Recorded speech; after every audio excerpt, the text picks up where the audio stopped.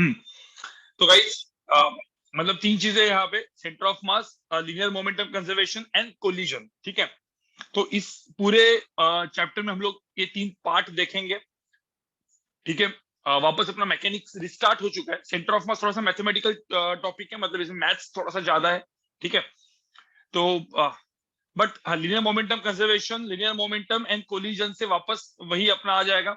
ठीक है, और उसके पहले मुझे आपको पता है, मतलब हम लोग ने मैकेनिक्स स्टार्ट किया था, मतलब वर्क एनर्जी पावर वगैरह भी अपना एडवांस प्लस लेक्चर्स बचे हैं, right guys? Work energy power के आपको याद होगा, वर्क एनर्जी पावर के कुछ एडवांस सेशंस बचे हुए हैं, एडवांस क्वेश्चंस बचे हुए हैं, राइट गाइस? ठीक है, तो आपको क्या करना है, मेरा जो नेक्स्ट लेक्चर होगा, मेरा नेक्स्ट लेक्चर जो है उसके पहले, ठीक है, मंडे जो है, मंडे मंडे को हम लोग रे ऑप्टिक्स ही लेंगे वापस, बट मैं एक्स्ट्रा सेशन रखने वाला हूँ कभी भी अंदर। ठीक है, तो जो एक्स्ट्रा सेशन में रखने वाला हूँ ना, उसके पहले वर्क एनर्जी पावर रिवाइज कर लोगे? वर्क एनर्जी पावर रिवाइज कर लगे? नहीं, एक काम करते, चलो रिवाइज क्या करना है हम लोग, work energy power and circular motion. सब लोग देखो यहाँ पे, work energy power and circular motion का टेस्ट रखेंगे। मैं अभी यहाँ पे लिख के रखता हूँ, एक्स्ट्रा टेस्ट है आपकी। ठीक है, संडे को, मतलब जो भी आपका रेगुलर शेड्यूल रहेगा, ये एक अलग टेस्ट है जो मैं रखने वाला हूँ। ठीक है guys, so let's keep it on Sunday. Sunday आज है मंडे है ना, मतलब एक नेक्स्ट संडे। ठीक है, मंडे ट्यूजडे आज था, एक मिनट रुको जरा, मंडे, मेरे को जरा देखने दो। ठीक है, तो थर्सडे को रख सकते हैं, थर्सडे को रखना है, थर्सडे को।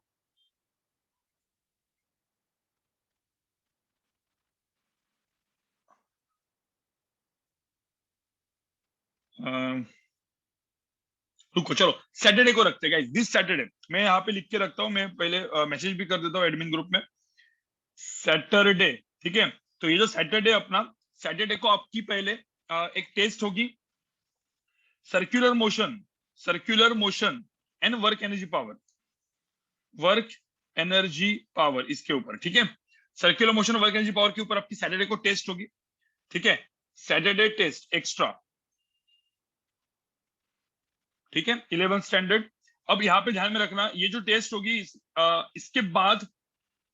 इसके बाद ही मैं आपका centre of mass and work energy, sorry, circular motion work energy power के कंबाइंड लेक्चर लूंगा, मतलब जिसमें मैं थोड़े से अच्छे लेवल के क्वेश्चन सॉल्व कराऊंगा।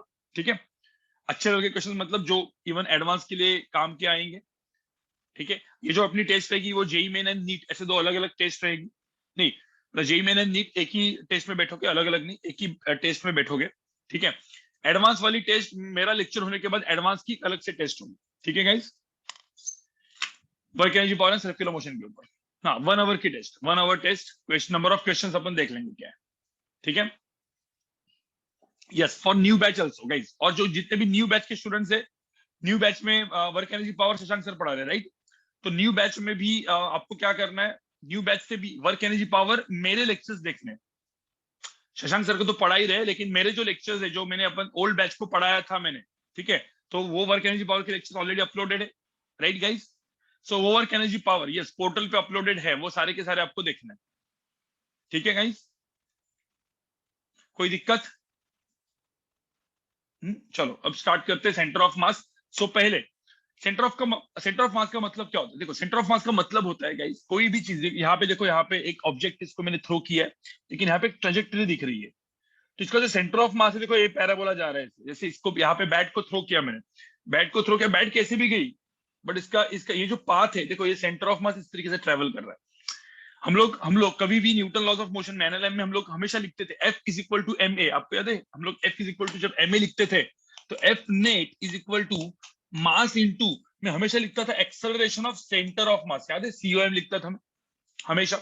और मैं बोलता था ऑब्जेक्ट की शेप एंड साइज कुछ भी हो, जैसे सपोज मैं यहाँ पे खड़ा हूँ, मेरी एफबीडी बनानी है, तो सेंटर ऑफ मास से हम लोग को ड्रॉ करने सारे forces, gravity, normal, friction, tension, जो भी होगा सेंटर ऑफ मास से ड्रॉ करना है। तो गाइस, वही सेंटर ऑफ मास का लोकेशन कैसे फाइंड आउट करते हैं? ठीक है, सेंटर ऑफ मास से हर एक चीज को ड्रॉ करना है, suppose F is equal to M A लिख दिया मैंने, बट ये सेंटर ऑफ मास जो हम लोग बोलते हैं, जैसे मेरे बॉडी का centre of mass find out करना है, या स्पेन का centre of mass find out करना है, वहां से हमने को एफबीडी बनाना है, तो ये सेंटर ऑफ मास के एग्जैक्ट लोकेशन कैसे फाइंड आउट करेंगे? वो आज के लेक्चर में हम लोग देखेंगे, how to find centre of mass. ठीक है, तो क्विकली सेंटर ऑफ मास के बारे में फटाफट बताता हूं मैं। पहले सेंटर ऑफ मास होता है डिस्ट्रीब्यूटेड मासेस का। ठीक है, तो centre of mass of distributed masses. ठीक है, तो यहाँ पे फोर्सेस लिखा है गाइस, कभी कभी गलतियां हो जाती है सबसे, तो ये ठीक है। अब सपोज मैंने डिस्ट्रीब्यूटेड मासेस लिख दिया, मतलब कहीं पे M1 है, कहीं पे M2 है, कहीं पे M3 है, कहीं पे M4 है, कहीं पे M5 है, अलग अलग अलग अलग मासेस है, पॉइंट मासेस अलग अलग जगह पे रखे हुए, और बोला है find the centre of mass of distributed. इनका सबका सेंटर ऑफ मास चाहिए। जैसे मैंने यहाँ पे देखो 3 मासेस दिए हैं, मैंने बोला चलो ये है, अब मैं वेक्टर लिखता हूँ, ये होगा मेरा पोजीशन वेक्टर, याद है आपको R1 वेक्टर, ये इसका R2 वेक्टर, देखो हवे में है, कई सब हवे में, R3 vector in terms of I cap J cap के कैप। देखो तो बोला है कि जैसे M1 M2 M3 दिया है, वैसे M4 M5 भी देंगे। ठीक है, M4 M5 M6 इतने सब डॉट डॉट डॉट डॉट समझ लो आप लोग।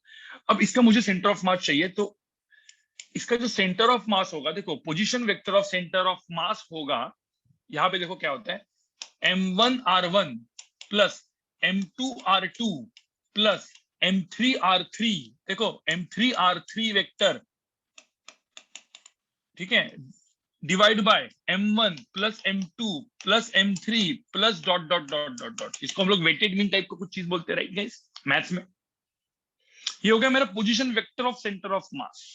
ठीक है, इन टर्म्स ऑफ वेक्टर्स। अब कोई बोलेगा सर पोजीशन वेक्टर मतलब क्या होता है, एक्स आई कैप, वाई जे कैप, जेड के कैप। तो कोई बोलेगा सर मुझे ना ये मतलब वेक्टर्स वेक्टर्स नहीं चाहिए, मुझे x coordinate, Y coordinate and Z coordinate चाहिए।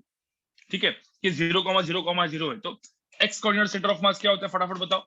M1x1 plus M2x2 plus M3x3, ठीक है, plus dot dot dot divide by M1 plus M2 plus M3, चलता रहेगा, राइट। अब x का ये हो गया, तो y का भी आप बोल ही सकते हो भाई, y coordinate centre of mass क्या होगा, M1y1 plus M2y2 plus M3y3। अब इसका क्वेश्चन बताऊंगा तो आपको समझ में आ जाएगा फटाफट, divide by M1 plus M2 plus M3 dot dot dot, right. कोई बोला सर इतना क्यों लिखा आपने, उससे अच्छा अपन कुछ तो थोड़ा सा मैथमेटिकल सिंबल भी यूज कर लेते हैं अपन। जेड कोऑर्डिनेट भी लिख सकते हैं, जेड कोऑर्डिनेट भी क्या होगा, Z coordinate centre of mass क्या होगा, M1 Z1 plus M2 Z2 plus M3 Z3, कर सकते हो, राइट गाइस। अब यहाँ पे कोई बोलेगा sir M1 X1 M2 X2 M3 X3, इतना क्यों करना है भाई, मैथमेटिशियंस ने सिंबल दिया है ना, उसको यूज करो ना सर। चलो कर लेते हैं भाई। तो X coordinate of centre of मास को ऐसा भी लिखा जा सकता है, जो M1 X1 है ना उसके जगह सिग्मा लिखो, ऐसे देखो sigma, sigma MI XI, simple, and I varies from 1 to n, इस तरीके से लिखा जाता है गाइस, सिग्मा ऑफ MI। देखो कितना सिंपल, कुछ नहीं। MI का मतलब क्या है, I1, तो M1 X1 plus M2 X2 plus M3 X3 n तक। तो ये सेम चीज, ठीक है, जो सेम चीज जो आलसी लोग होते हैं ये सही नहीं लिखेंगे, ये लिख देंगे उससे अच्छा आलसी लोग के लिए। ठीक है भाई, आलसी लोग वाई कोऑर्डिनेट क्या लिखेंगे, Y coordinate centre of mass भी क्या होगा, सिग्मा ऑफ MI खत्म, I from 1 to n divide by sigma of MI। देखो इससे मुझे क्या मिल गया, X Y and Z coordinate of centre of mass. Centre of mass मतलब क्या है, ऑफ डिस्ट्रीब्यूटेड मासेस। डिस्ट्रीब्यूटेड का मासेस का मतलब है M1 M2 M3 M4 ऐसे पॉइंट मासेस अलग अलग जगह पे रखे हुए हैं, तो बताओ उनका सेंटर ऑफ मास कहां पे होगा, समझे। तो इसका एक छोटा सा एग्जांपल कर लेते हैं अभी।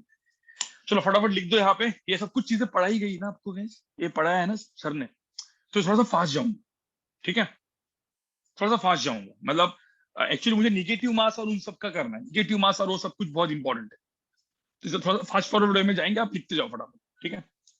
तो आज सेंटर ऑफ मास अपने को एक ही लेक्चर में, आज के लेक्चर में खत्म करना है, तो लीनियर मोमेंटम कंजर्वेशन अगले लेक्चर में चालू होगा। हाँ राइटिंग कर लो, राइटिंग कर लो, रीराइट कर लो, कोई दिक्कत नहीं है। कोई चीज डबल पढ़ा दी तो क्या होता है, देखो रोटेशन मोशन के बाद आपका डबल ट्रैक चालू होगा। अभी आपका एक डबल ट्रैक चालू होने वाला है, एक अराउंड 1 और 2, एक 2 हफ्ते में आपका डबल ट्रैक चालू होने वाला है सब जगह पे, ठीक है। डबल ट्रैक मतलब क्या, शशांक सर और मैं हम दोनों पढ़ाएंगे।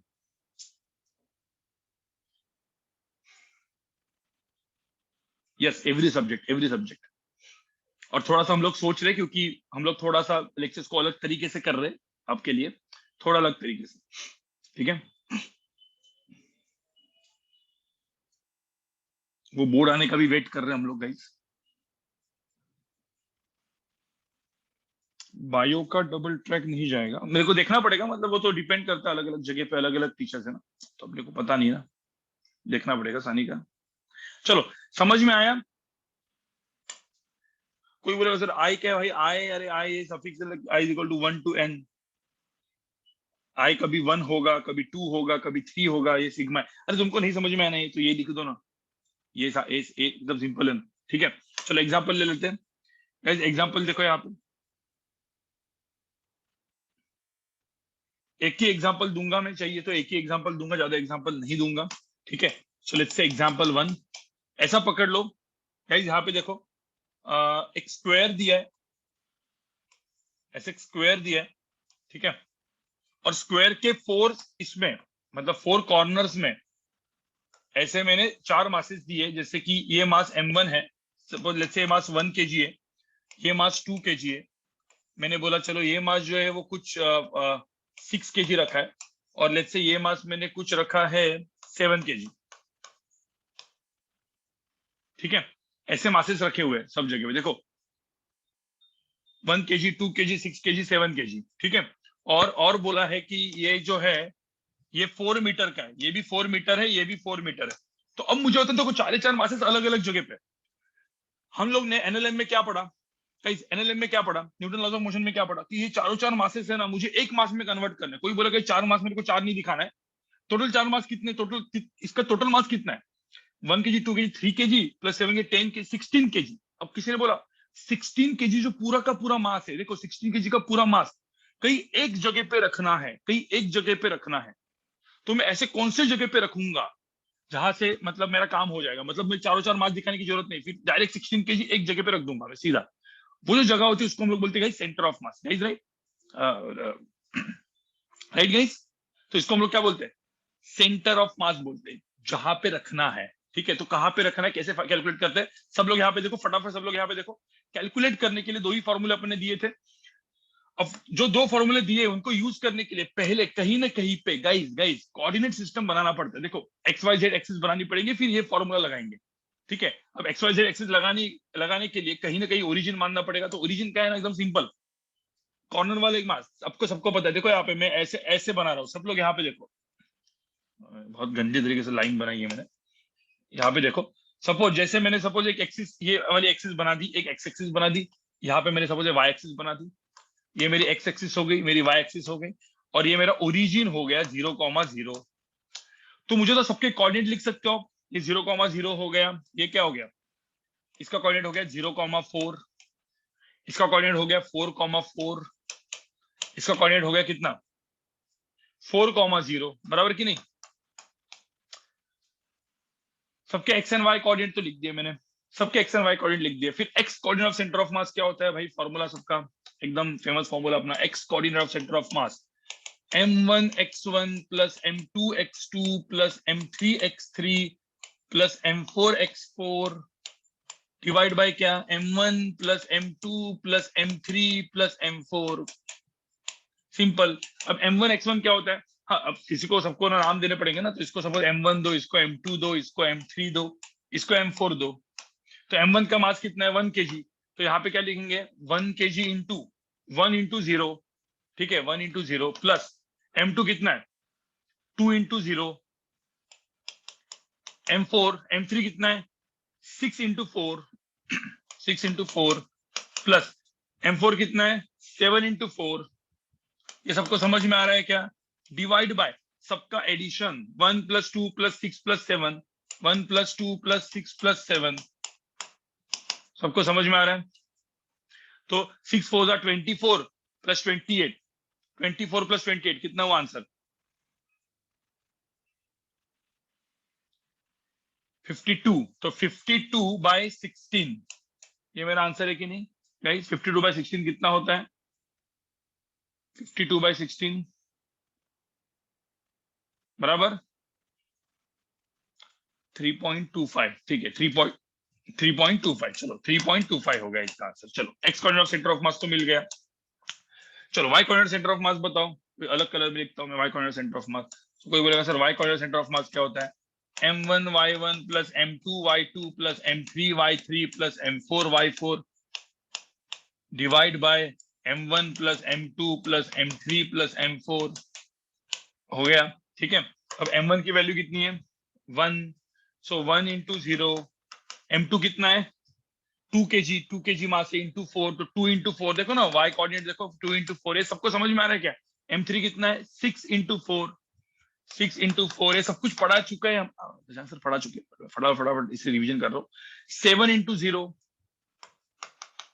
डिवाइड बाय क्या करेंगे 1 plus 2 plus 6 plus 7, 1 plus 2 plus 6 plus 7, सबको समझ में आ रहा है गाइस। कितना आंसर इसका 24 plus 8 कितना 32, 32 by 16, आंसर कितना है 2। सो y कोऑर्डिनेट आ गया 2, तो मुझे तो y coordinate centre of mass आ गया 2 गाइस। देखो y कोऑर्डिनेट आ गया 2 एंड 3.24, तो अब कहीं ना कहीं पे तो ये होगा। कहां पे होगा, कुछ अलग कलर में लिख देते, येलो कलर में लिख देते हैं। ठीक है, तो 3.25, 3.25 एंड 2, मतलब कहीं पे यहाँ पे। ठीक है, ये हो जाएगा अपना सेंटर ऑफ मास, और कोऑर्डिनेट क्या हो जाएंगे गाइस 3.25, 2। तो और ये पूरा का पूरा जो होगा ये कितने केजी का होगा 16 केजी का। तो 16 केजी का मास मतलब पूरे के पूरे रिप्लेस करके 16 केजी का मास इस पॉइंट पे रख दो, मतलब चारों चार मासेस को ड्रॉ करने की जरूरत नहीं है, डायरेक्टली ये कर दोगे। ठीक है, येलो शायद से दिखेगा नहीं आपको, इसलिए लिखा है मैंने। ठीक है, थोड़ा सा आंखें फाड़ के देखनी पड़ेगी आपको। ठीक है, चलो फटाफट हो गया, समझ में आ गया गाइस।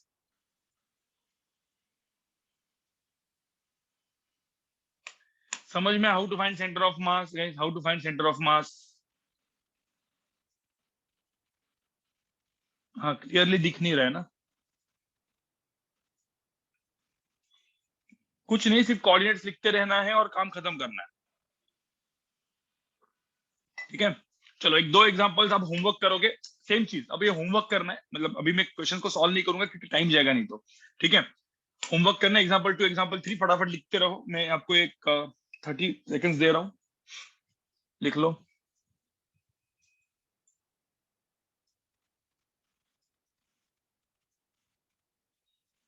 कोऑर्डिनेट एक्सिस सेट करनी है, कोऑर्डिनेट्स लिखने हैं, m1 m2 m3 m4 करना है, फॉर्मूला लगाना है बस।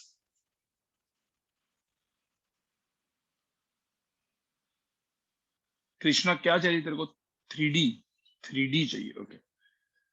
3D वीडी बाद में, ठीक है 3D बाद में, पहले ये कर लो।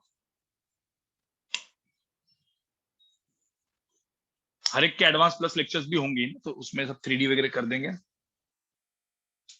थोड़ा सा भी डिफिकल्ट कंसेप्ट देखो, अभी तक मैंने जो भी आपको बेसिक बेसिक पढ़ा रहा हूँ और थोड़ा सा कंसेप्ट को और अच्छा कर रहा हूँ। ठीक है, बाद में जब क्वेश्चन सॉल्विंग के लेक्चर्स मैं भी लूंगा, ऐसा नहीं है, मतलब क्वेश्चन सॉल्विंग अपने अलग अलग फैकल्टीज लेंगे, प्लस मैं भी लूंगा अलग अलग क्वेश्चन सॉल्विंग, हायर लेवल की क्वेश्चन सॉल्विंग, लोअर लेवल की क्वेश्चन सॉल्विंग।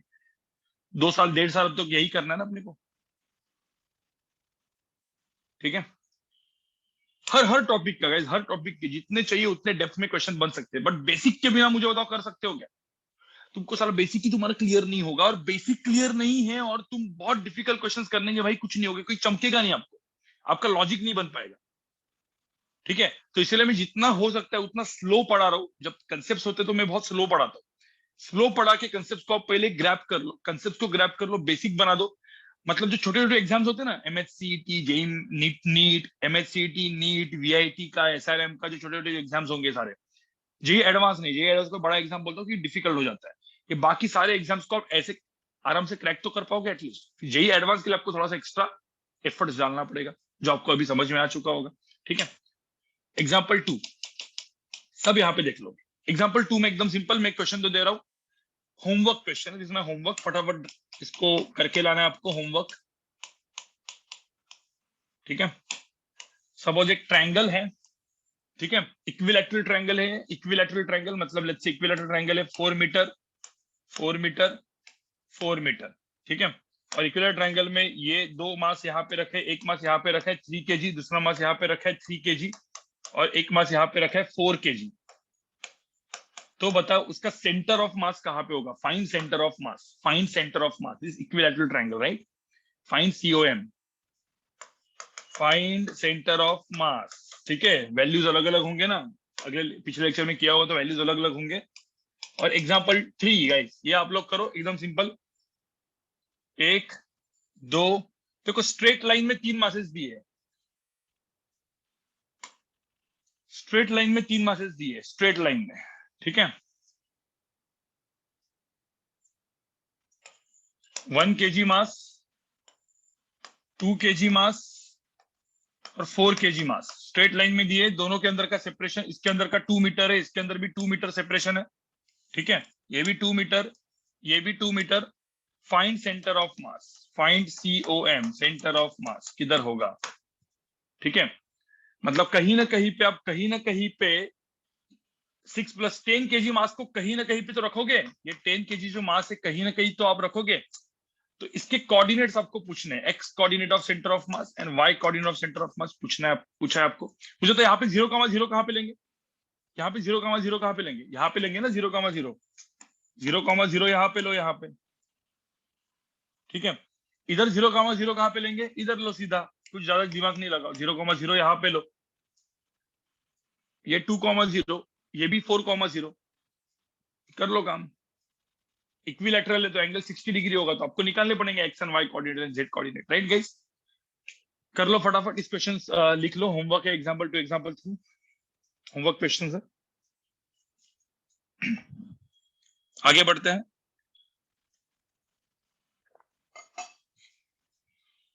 आगे बढ़ते हैं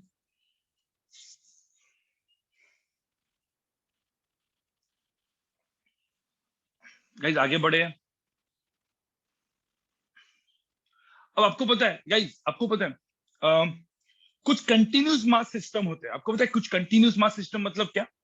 जैसे मैंने यहाँ पे आपको जो दिखा है गाइस, इसका स्क्रीनशॉट भी लेके रखो, स्क्रीनशॉट भी लेके रखो सब लोग,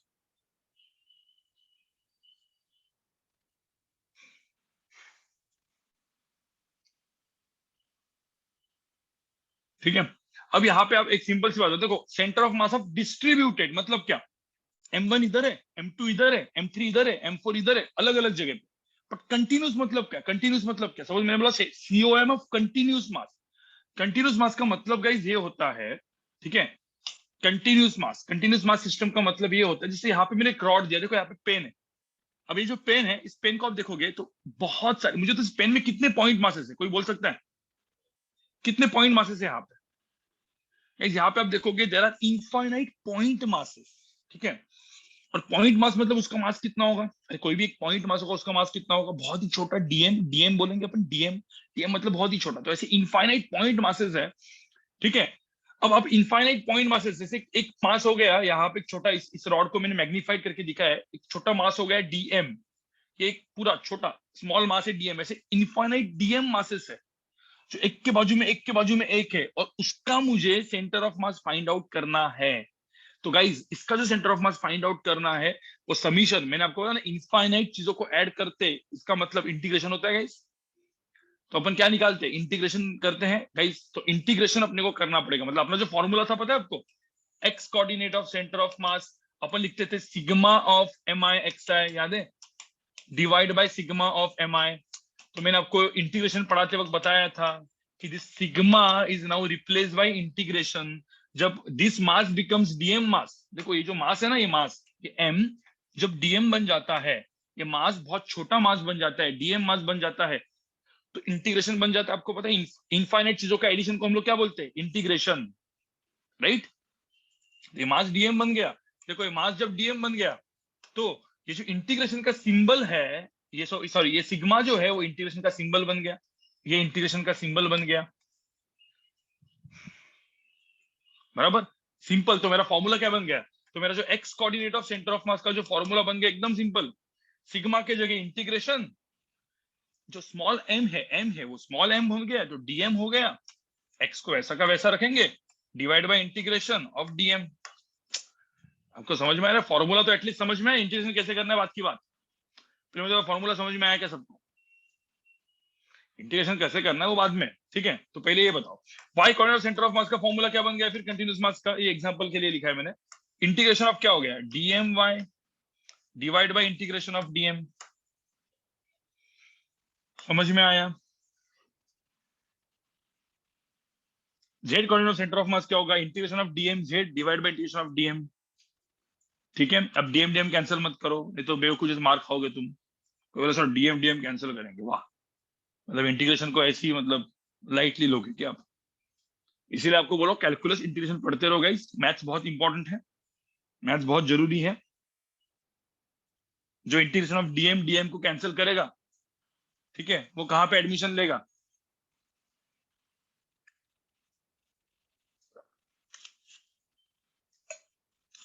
जो इसमें इधर और इधर, ठीक है, वो एडमिशन लेगा आर्ट्स में, कहाँ पे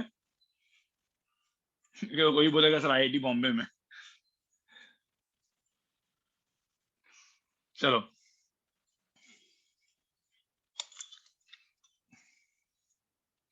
कोई तो मतलब मुझे ऐसा कभी कभी ऐसा मेरे को फील होता है ना कि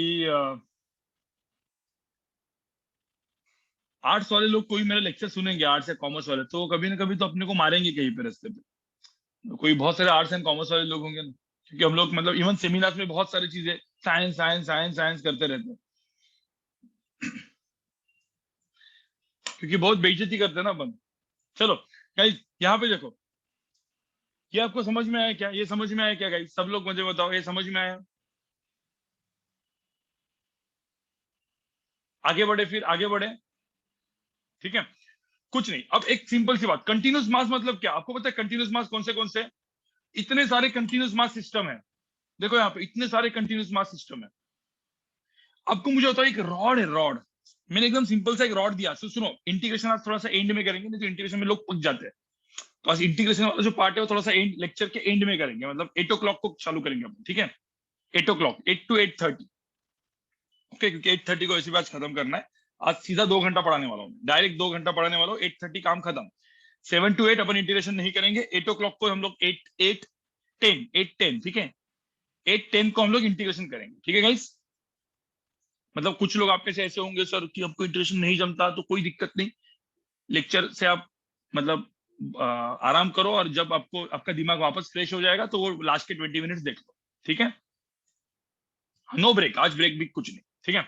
चलो अब मुझे बताओ गाइस, जैसे मैंने आपको एक रॉड दे दिया, ठीक है, अब यहाँ पे इसी एग्जांपल में दिखा देता हूँ, मतलब बाद में अपन 1 मिनट, नहीं नहीं, एक काम करता हूँ मैं, एक जस्ट यहाँ पे एक एडिशनल वो कर लेता हूँ। हाँ, मुझे बताओ किसी ने, देखो कंटिन्यूस मास मतलब क्या, जैसे मैंने एक रॉड दिया, देखो यहाँ पे एक रॉड है, एक रॉड है, कोई बोल सकता है एक रॉड है, एग्जैक्टली एकदम मस्त यूनिफॉर्म मास का एक रॉड है, देखो यूनिफॉर्म मास का एक रॉड है, इसका लेंथ एल है, मुझे तो इसका सेंटर ऑफ मास कहाँ पे होगा, इसका सेंटर ऑफ मास कहाँ पे होगा, कोई एक यूनिफॉर्म मास का, अरे सिंपल सी बात है ना भाई, एल लेंथ का रॉड है, बिल्कुल बिल्कुल, L/2, राइट, L/2 पे होगा, राइट। देखो जो लोग ने यार, जो लोग जैसे जूही, ये वो, जिन लोग को मैं नाम पढ़ता हूँ, जो लोग रिप्लाई करेंगे ना, उन्हें दिमाग में रहते, मैं आपको नाम मैं बोलता नहीं हूँ, बट मेरे दिमाग में रहते लोग, ठीक है। तो गाइस रिप्लाई किया करो, रिप्लाई किया करो, जब मैं क्वेश्चन पूछता हूँ ना रिप्लाई किया करो, आप रिप्लाई नहीं करोगे तो आप दिमाग से हट जाओगे, सिंपल सी बात है, ठीक है। अब हर हर लेक्चर में हर एक का मैं नाम लेने लगा तो मतलब जब आप यूट्यूब की रिकॉर्डिंग देखोगे तो आपको नाम ही नाम दिखेंगे, इसलिए मैं नाम नहीं लेता, पर मुझे दिखते हैं लोग, ठीक है। और कभी कभी कुछ लोग क्वेश्चन भी पूछ लेते हैं, और जिसका मैं रिप्लाई नहीं करता जानबूझ के, क्यों, क्योंकि रिकॉर्डिंग में वो आपका क्वेश्चन आ जाएगा, कुछ कुछ चीजें जो होती है वो आप मतलब ऑफ द टॉपिक पूछ लेते हो, ठीक है। ऐसा मत समझो कि मैं आपके कमेंट्स नहीं पढ़ता, कमेंट्स तो मेरे को सारे सारे दिख जाते हैं, बाद में भी पढ़ता हूं मैं आपके कमेंट्स, ठीक है। चलो अब यहाँ पे देखो, लेंथ ये L/2, L/2 is called centre of मास, इसका सेंटर ऑफ मास L/2।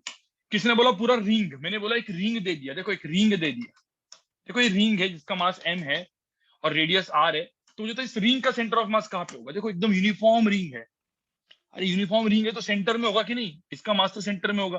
और यूनिफॉर्म डिस्क होगी, डिस्क, मुझे तो डिस्क क्या होती है, डिस्क तो पता ही है ना, पूरा का पूरा मास m वाला, उसका भी सेंटर ऑफ मास कहाँ पे होगा, सेंटर में होगा। कोई बोलेगा स्फीयर, स्फीयर का सेंटर कहाँ पे होगा, स्फीयर का सेंटर ऑफ मास कहाँ पे होगा, सेंटर में होगा। ज्योमेट्रिक सेंटर, जो ज्योमेट्रिक सेंटर होगा उसके सेंटर में होगा कि नहीं। बट मैंने बोला एक रिंग है, अब मैंने हाफ रिंग दे दी, देखो ऐसे हाफ रिंग, कोई बोलेगा सर एक मास m की रिंग है और ये रेडियस r है, ठीक है, यहां से हाफ कर दिया मैंने, सेमी सर्कुलर रिंग कर दी। अब मुझे सेमी सर्कुलर रिंग का सेंटर ऑफ मास कहाँ पे होगा, अब सेमी सर्कुलर का रिंग का जो सेंटर ऑफ मास है गाइस, आप डायरेक्टली नहीं कैलकुलेट कर सकते, उसको इंटीग्रेशन लगने वाला है। क्या लगने वाला है? इंटीग्रेशन, जो कब बताऊंगा मैं, लेक्चर के एंड में। तो इंटीग्रेशन करने के बाद आपको क्या पता चलता है, पता है? तो जो रिंग होती है ना, जैसे semi circular ring, semi ring, अब मैं यहाँ पे लिखता हूँ सेमी रिंग, इसका जो सेंटर ऑफ मास होगा वो इसके सेंटर से, जो सेंटर होता है ना, मतलब रिंग का जो सेंटर होता है, ठीक है, यहां से ऊपर होता है 2r/π डिस्टेंस पे, 2r/π डिस्टेंस पे। मतलब पूरा का पूरा जो रिंग है ना मेरा, कि पूरा का पूरा रिंग एक पॉइंट मास में मैं कन्वर्ट कर सकता हूँ, यहाँ पे रख दूंगा मैं सीधा।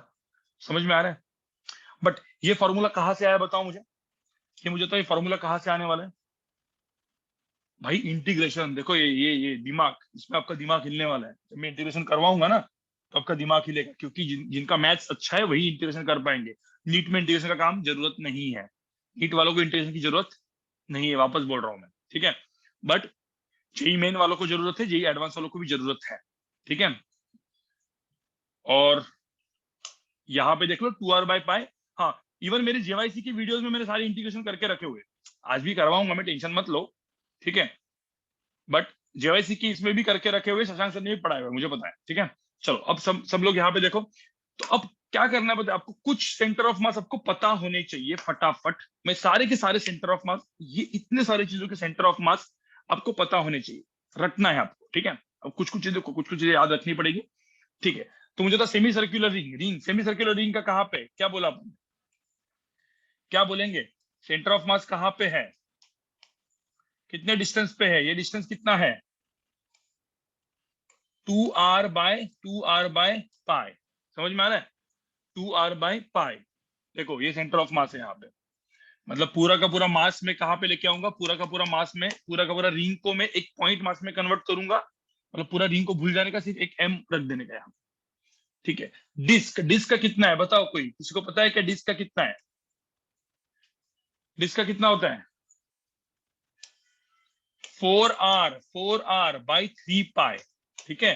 देखो यहाँ पे 2r/π, यहाँ पे 4r/3π, और कहाँ पे? वाई एक्सिस पे, मतलब एग्जैक्टली यहाँ से वाई एक्सिस पे होता है वो।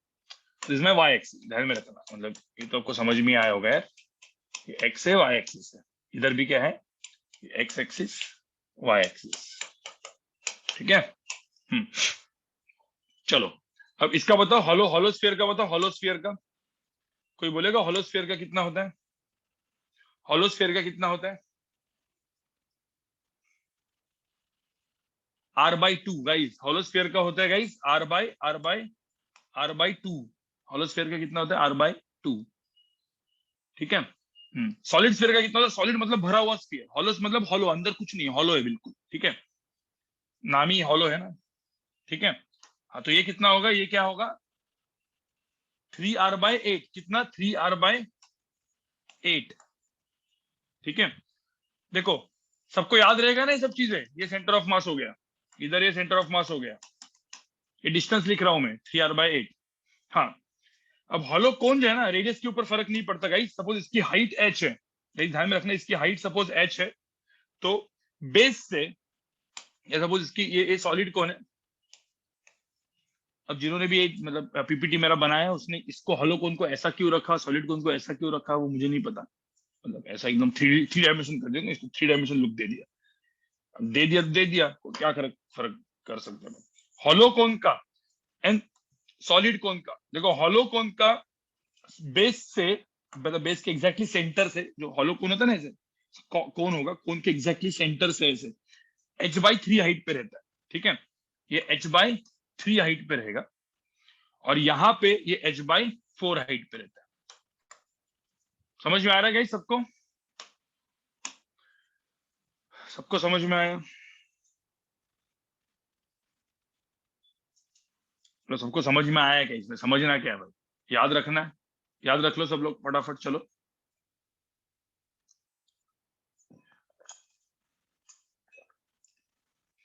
अब तुम लोगों को पता है इसके हर एक के डेरिवेशन किए जा सकते हैं इंटीग्रेशन, हर एक के डेरिवेशन किए जा सकते हैं इंटीग्रेशन से। इसके हर एक के डेरिवेशन इवन एक्सियोरमा में भी अवेलेबल है, डीसी पांडे में भी अवेलेबल है, यूट्यूब पे भी बहुत सारे अलग अलग लोग के अलग अलग वीडियोस भी बने हैं उसके इंटीग्रेशन के, ठीक है। एडवांस वालों लोग को हर एक का इंटीग्रेशन ट्राई मारना है, एडवांस वालों को हर एक का इंटीग्रेशन ट्राई मारना है। मैं अब 2-3 चीजें आज बता दूंगा, 2 चीजें बता दूंगा कोई भी, ठीक है, कोई भी दो चीजें बता दूंगा, बाकी आपको सबको हर एक चीज ट्राई मारनी है। और जो नहीं आ रहा है, ठीक है, कुछ कुछ इधर उधर से वीडियो देख लो। हाँ, नीट वालों को सिर्फ याद रखना है, नीट वालों को कुछ नहीं, सिर्फ याद रखना है, नीट वालों को इंटीग्रेशन नहीं आएगा, मतलब नहीं आएगा मतलब नहीं आता क्वेश्चंस में। ठीक है, तो जो नहीं आ रहा है तो क्यों करना है आपको इंटीग्रेशन में, इंटीग्रेशन में ध्यान मत दो ज्यादा। ठीक है, चलो आगे बढ़े गाइस, आगे बढ़े। Rudra, centre of mass and centre of gravity में एक छोटा सा फर्क है, वो बाद में बताऊंगा। अभी के लिए तुम लोग के लिए ऑब्जेक्ट, छोटे छोटे साइज के जो ऑब्जेक्ट होते हैं वहां पे centre of mass centre of gravity same. ठीक है, let's move head, let's move head. अब गाइस गाइस गाइस, अब मैंने यहाँ पे क्या किया, सब लोग यहाँ पे देखो, centre of mass of few bodies, जो मैंने आपको एकदम याद रखने के लिए बोल दिया, याद रख लिया अपने, याद रख लिया अपने सबने। अब क्या होता है बताए, अब क्या होता है, अभी आपको centre of mass find out करना है। देखो, सेंटर ऑफ मास आपको फाइंड आउट करना है, तो कैसे फाइंड आउट करना है मैं आपको बताऊंगा। एक मिनट, यहाँ पे रिकॉर्डिंग चल रही है ना, चलो ठीक है, मेरे को जस्ट देखने तो यहाँ पे। ओके, हाँ, बैटरी सही है, ठीक है। अब मुझे अपना मतलब आप सेंटर ऑफ मास को ना आपको अभी मतलब कैलकुलेट करना है, तो मैं आपको यहाँ पे भी एक दो चीजें बताऊंगा, सब लोग ध्यान से सुनो। ठीक है, अब यहाँ पे क्या लिखा है, टॉपिक का नाम क्या है, centre of mass of continuous bodies, और ऐसा लिखा है डिस्ट्रीब्यूटेड मास सिस्टम। ये क्या किया है यार, बताओ। यहाँ पे मुझे बताओ, यहाँ पे दोनों जो बॉडीज है, ये कौन सी बॉडीज है बताओ, जो दोनों बॉडीज रखी हुई है। मैंने बोला ये सॉलिड स्फीयर है गाइस, यहाँ पे देखो, ये मेरा सॉलिड स्फीयर है, this is my solid sphere. ठीक है, और ये लिखा है मैंने क्यूब, सॉलिड क्यूब। ठीक है, तो दोनों बॉडीज कौन सी है, कंटिन्यूस बॉडीज है भाई, दोनों बॉडीज कंटिन्यूस बॉडीज है। और मैंने को मुझे बोला है कि भाई इसका सेंटर ऑफ मास आप कैलकुलेट करके दिखाओ, इसका सेंटर ऑफ मास कैलकुलेट करके दिखाओ।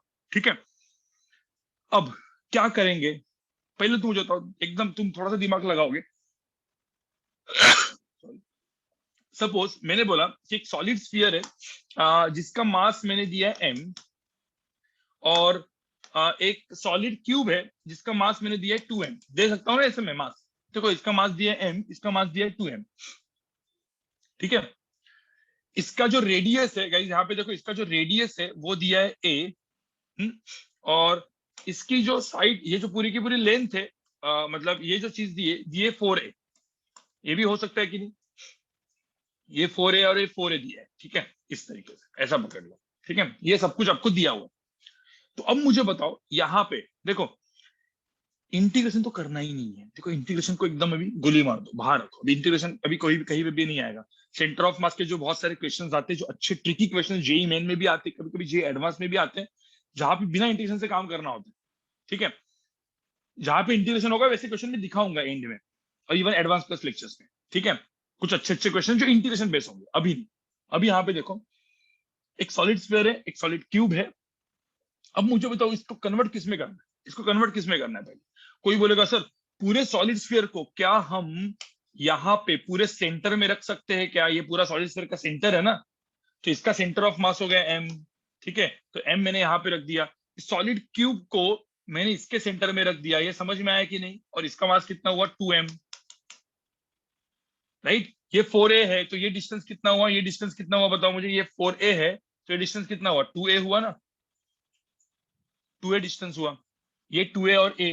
तो मुझे बताओ, मतलब इस पूरे असेंबली को, इस पूरे क्वेश्चन को मैं ऐसे कन्वर्ट कर सकता हूँ क्या, मतलब मैंने मैंने डिस्ट्रीब कंटिन्यूस मास से इसको बना दिया एक पॉइंट मास m का। ठीक है, और इसको मैंने एक बना दिया पॉइंट मास 2m का, और इन दोनों के अंदर का जो सेपरेशन है इट इज 3a। ये सबको समझ में आया क्या, वो पहले बताओ, ये सबको समझ में आया क्या, एक ही लाइन में, एक ही लाइन में। मतलब मैंने कंटिन्यूस मास से पॉइंट डिस्ट्रीब्यूटेड मासेस में कन्वर्ट कर लिया। अब जैसे ये कन्वर्ट कर लिया, क्वेश्चन हो गया ना भाई, X coordinate centre of mass, Y coordinate centre of mass, distributed masses का अपना फॉर्मूला लगाना है। तो ये क्या हो गया गाइस, इसको मैं 0,0 लिख दूंगा, तो ये क्या हो जाएगा, 3a,0। ठीक है, और ये मेरी एक्स एक्सिस हो गई, कुछ भी मतलब ऐसा पकड़ लो, मेरी एक्स एक्सिस है, ये मेरी एक्स एक्सिस, ये मेरी वाई एक्सिस, क्या है, अब एक ही इसमें है, तो बस एक्स कोऑर्डिनेट सेंटर ऑफ मास निकालो, काम खत्म तुम्हारा। तो X coordinate centre of mass क्या हो जाएगा, m1 x1 plus m2 x2 divide by m1 plus m2। m1 कितना है, कैपिटल M, इंटू x1 कितना है 0, m2 कितना है 2m। ये आपको समझ में आ रहा है सबको? इंटू कितना है 3a, डिवाइड बाय क्या, m प्लस 2m। कोई दिक्कत? तो आंसर कितना है? So what is x coordinate centre of मास, कितना है यहाँ पे? तो अब देखो यहाँ पे 2m इंटू मतलब 6m बाई 3m, 2a। तो आंसर आया 2a। तो आंसर आया 2a। 2a मतलब यहाँ पे देखो 2a मतलब यहाँ पे। तो बेसिकली इसका जो सेंटर ऑफ मास आया ये 2a, 0 पे आया, and this is called centre of मास। और वो पूरा का पूरा 3m मास है। पूरा का पूरा 3m मास में कहाँ पे रुकूंगा, 2a, 0, मतलब यहां से 2a, 0, मतलब a प्लस ए कहीं तो ऐसे। समझ में आ रहा है क्या? मतलब इस पूरे असेंबली का जो सेंटर ऑफ मास आएगा, मतलब m+2m, कहीं ना कहीं यहाँ पे आएगा, इधर ये आएगा मेरा COM, जो कि 3m मास का होगा। ठीक है, इधर से कितना डिस्टेंस, 2a डिस्टेंस। देखो ना यहाँ पे आया, समझ में आया नहीं आया भाई? समझ में आया कि नहीं आया? आया ना? इजी है ना? अरे इजी है कि नहीं है?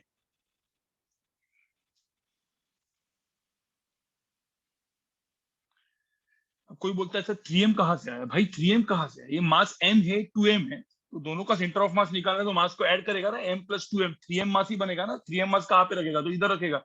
3m कहाँ से आया मतलब?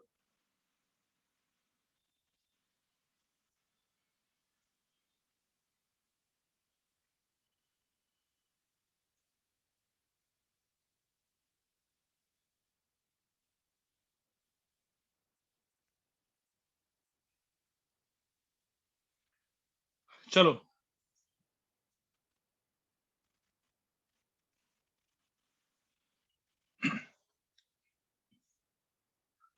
गाइस आगे बढ़े, गाइस आगे बढ़े। ओके, लास्ट स्लाइड एक बार दिखानी है, लास्ट स्लाइड का एक बार स्क्रीनशॉट ले लो।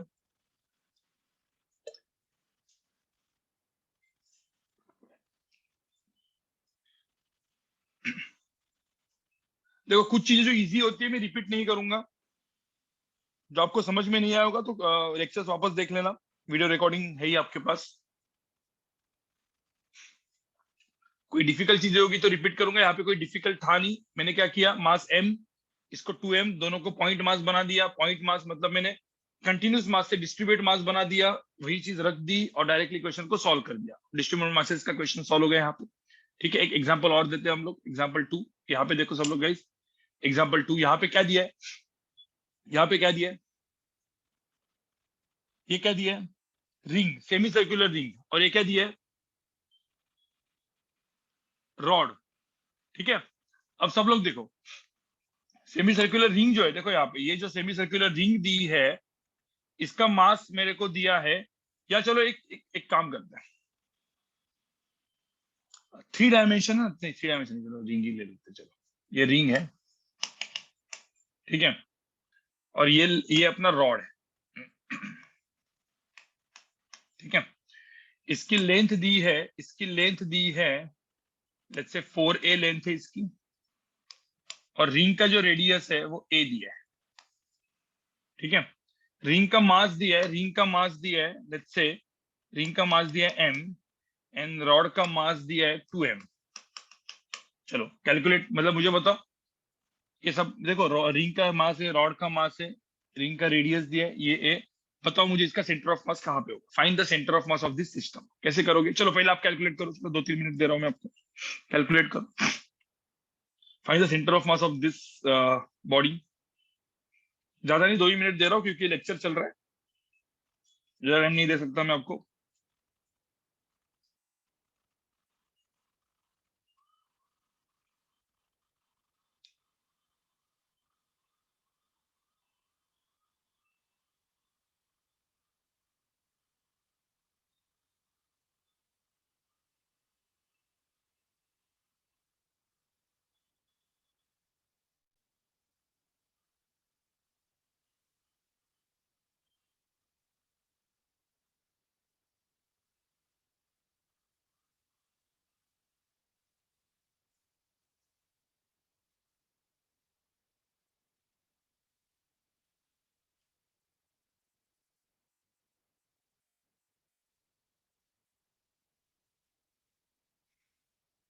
फटाफट करो, 1 मिनट और दे रहा हूं।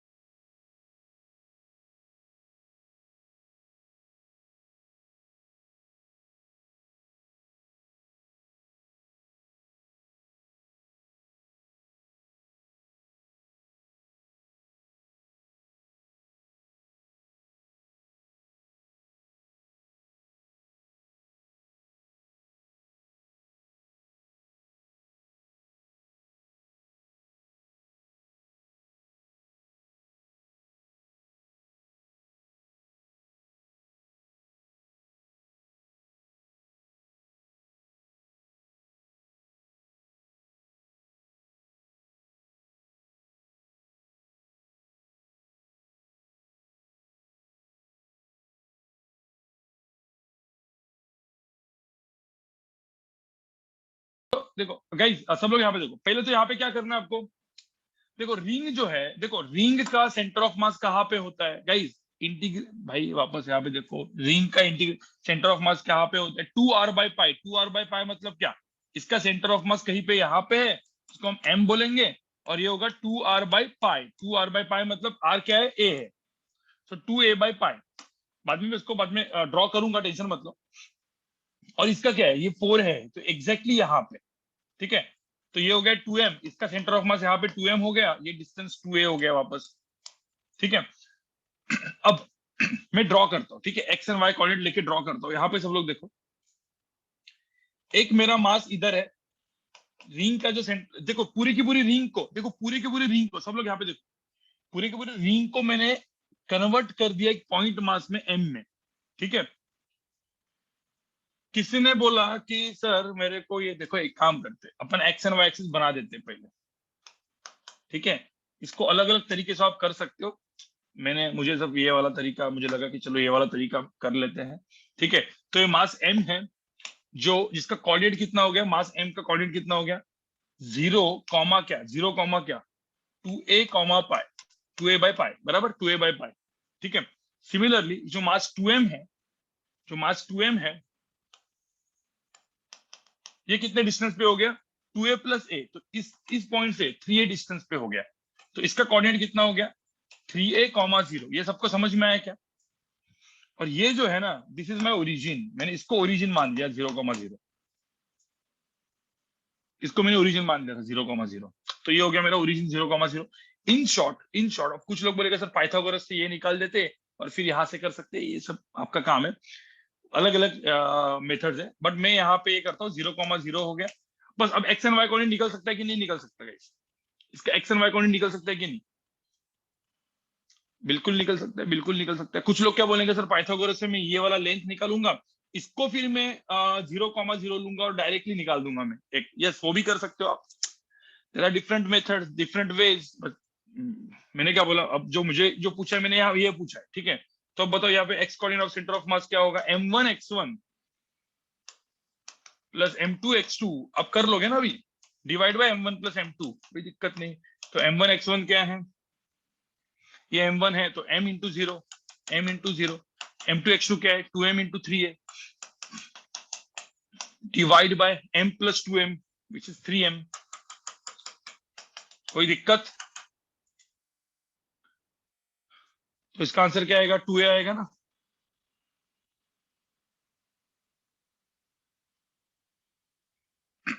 गाइस समझ में आया क्या, ठीक है। तो ये 2a आ गया, एक्स कोऑर्डिनेट तो 2a आ गया, वाई कोऑर्डिनेट बताओ, m1y1 plus m2y2 divide by m1 plus m2, ठीक है। तो यहाँ पे क्या होगा, m इंटू 2a/π, ठीक है, plus 2m into 0, 2m into 0 divide by 3m। तुम्हारा आंसर आ गया, 2a/3π आ गया ना। तो इसका आंसर क्या है, Y coordinate centre of mass क्या हो गया, 2a/3π एंड 2a, बराबर। तो काम खत्म, वाई कोऑर्डिनेट भी आ गया, एक्स कोऑर्डिनेट भी आ गया।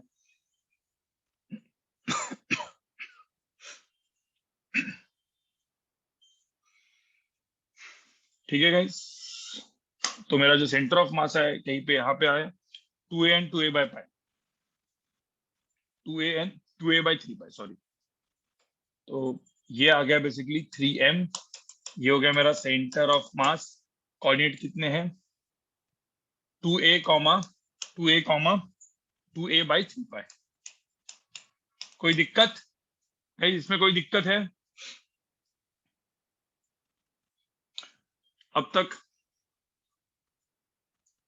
गाइस एक बार पढ़ा के हो चुका है तुम लोग का, ठीक है।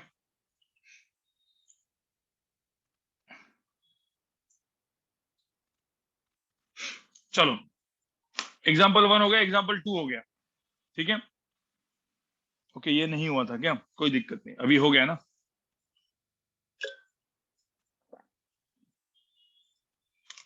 चलो आगे बढ़े, आगे बढ़े गाइस, आगे बढ़े गाइस, आगे बढ़े। हाँ बोल दो, आगे बढ़ते हैं भाई। हाँ कर देंगे तो आगे बढ़ेंगे। चलो, अब मुझे एक बात बताओ। अब ये दो चीजें तो हो गई, एग्जाम्पल एग्जाम्पल 2 हो गया, आपको समझ में आ चुका है। अब guys guys guys guys guys, अब सब लोग यहाँ पे देखो। तुम बोलोगे तुम बोलोगे सर सेंटर ऑफ मास के ना कहीं कहीं भी कोई कोई बुक में ना सर ये फॉर्मूले दिए रहते। सब लोग देखो, मैं जो फॉर्मूले लिख रहा हूँ सब लोग देखो यहाँ पे। सर आपने तो फॉर्मूला बताया x coordinate centre of mass का, सब लोग यहाँ पे देखो, सब लोग यहाँ पे देखो। आपने फॉर्मूला बताया m1x1 plus m2x2 plus m3x3 plus dot dot dot dot dot. अब जो मैं x के लिए लिखूंगा वही y के लिए वैलिड होगा कि नहीं? जो x के लिए लिखूंगा वही y के लिए वैलिड होगा, z के लिए भी वैलिड होगा, तो मैं x का लिखता हूँ सिर्फ। तो कुछ लोग बोलते हैं सर इसके जगह कभी कभी ना हम लोग को सर ये वाला फॉर्मूला दिखता है, मतलब सब मतलब x coordinate of centre of mass में ही, x coordinate of centre of mass में ही m1 की जगह कभी कभी हम लोग को a1 दिखता है, ये ऐसा वाला फॉर्मूला दिखता है। Divide by a1 plus a2 plus, guys ये फॉर्मूला वैलिड है, लेकिन एक कंडीशन है इसमें। कुछ लोग बोलेंगे सर ये वाला फॉर्मूला भी कभी कभी हमको दिखने में आता है।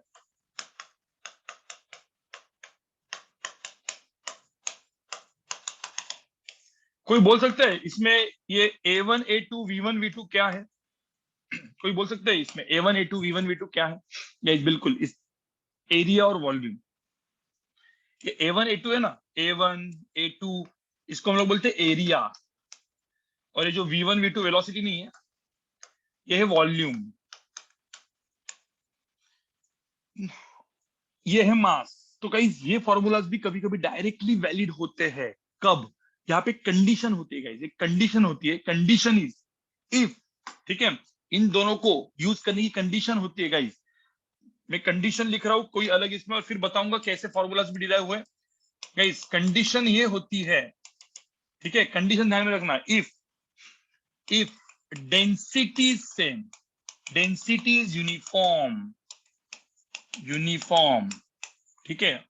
और सेम भी लिख सकते हैं, सेम मतलब डेंसिटी, सब लोगों की डेंसिटी सेम है। डेंसिटी अब क्या होती है, व्हाट इज डेंसिटी, वो आपको बताऊंगा मैं, बट तुमको चाहिए तो ये डायरेक्टली फॉर्मूला लिख दो। अब एक्स है ना, उसके जगह वाई और Z, similarly you can write it for Y और जेड, ठीक है। ध्यान में रखना, मतलब ये सेम चीजें जो होती है, तो same things are valid for, मतलब इस Y coordinate centre of mass के लिए भी आप लिखो, जेड के लिए भी लिखो, ठीक है। ये सेम चीज आप वाई एंड जेड के लिए भी लिख सकते हो, सिंपल सी बात है।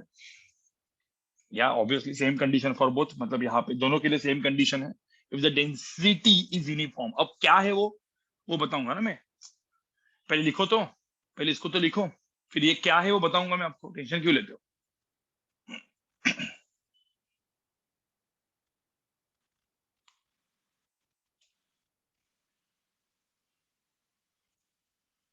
थोड़ा सा अगले लेक्चर में भी हम लोग सेंटर ऑफ मास का 15-20 मिनट्स का पार्ट हम लोग अगले लेक्चर में भी करेंगे। ऐसा नहीं कि आज के आज पूरा, क्योंकि सेंटर ऑफ मास कुछ कुछ चीजें करेंगे अगले लेक्चर में भी। क्योंकि अगला लेक्चर सिर्फ लीनियर मोमेंटम कंजर्वेशन पे होगा, linear momentum conservation centre of mass का थोड़ा सा बचा हुआ पार्ट।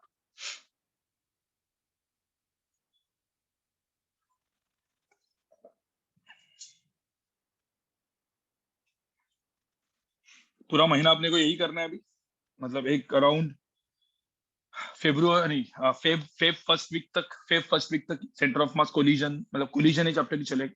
उसके बाद रोटेशन चालू होगा। जब रोटेशनल चालू होगा गाइस, मैं वापस बोल रहा हूँ, रोटेशन चालू होगा तब आपके दो ट्रैक चालू होंगे। Will be starting two tracks, दो ट्रैक्स चालू होंगे।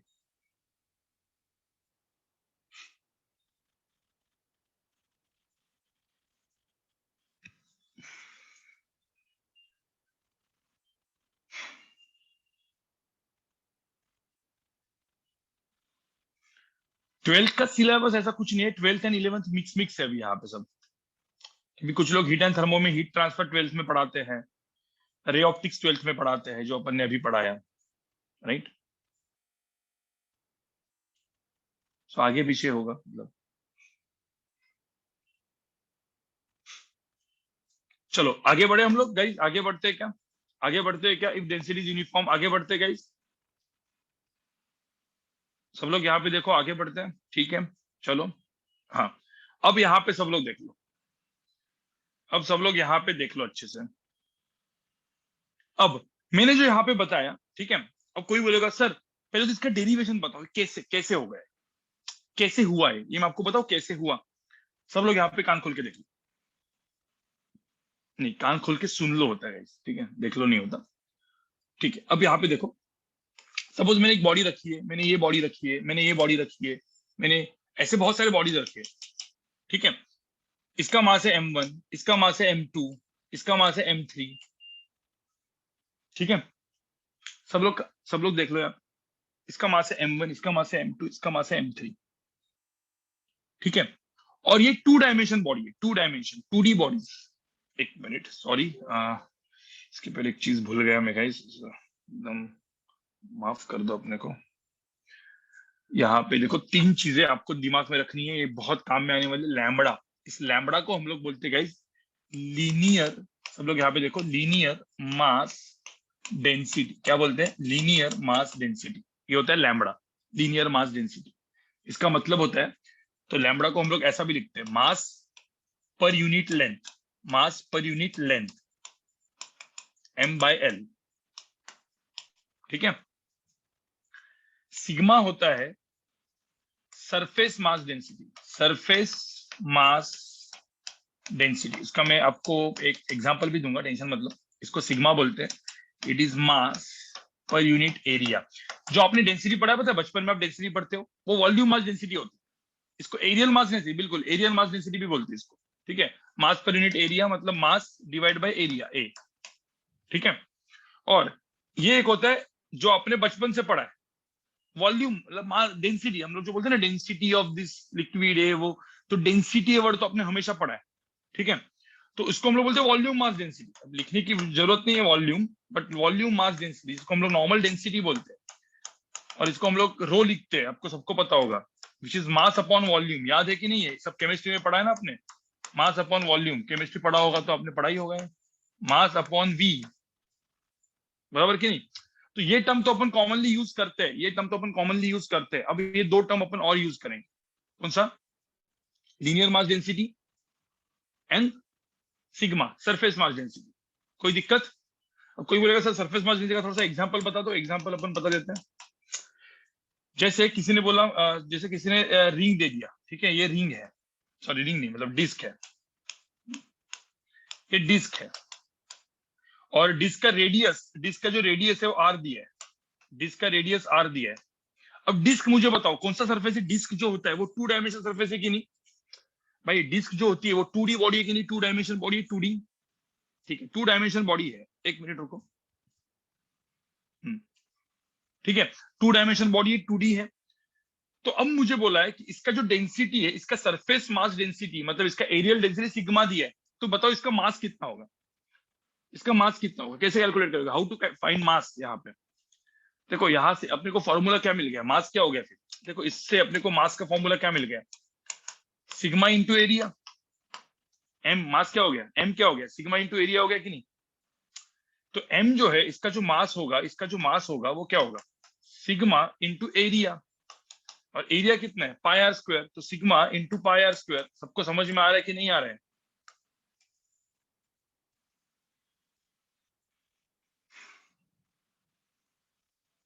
ठीक है, यही चीज यहाँ पे वॉल्यूम मास, देखो वॉल्यूम मास, इसमें एग्जांपल देता हूँ। सपोज स्फीयर दिया है, देखो यहाँ पे स्फीयर, स्फीयर है, सॉलिड स्फीयर, देखो यहाँ पे सॉलिड स्फीयर, रेडियस कितना है आर का, पूरा रेडियस आर दिया है यहाँ पे, इसका डेंसिटी दिया है रो, तो कोई बोलेगा इसका मास कितना होगा, कोई बोलेगा इसका मास कितना होगा, कोई बोलेगा मास कैलकुलेट करो, तो डेंसिटी इंटू वॉल्यूम, भाई density into volume, density into volume, तो डेंसिटी इंटू वॉल्यूम कितना है इसका, स्फीयर का वॉल्यूम कितना होता है, स्फीयर का वॉल्यूम कितना होता है 4/3 pi r cube, 4/3 pi r cube. सबको समझ में आ रहा है क्या?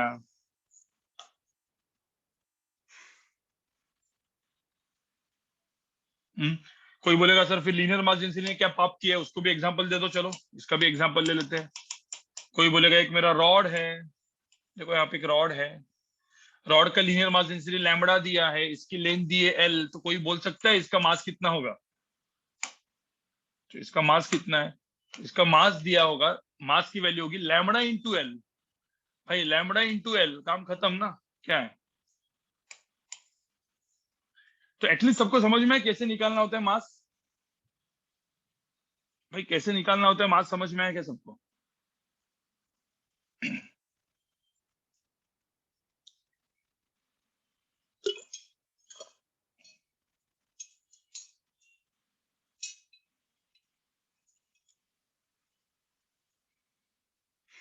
चलो लिखो, इसको लिखो, फटाफट लिखो, चलो फटाफट लिखो जरा।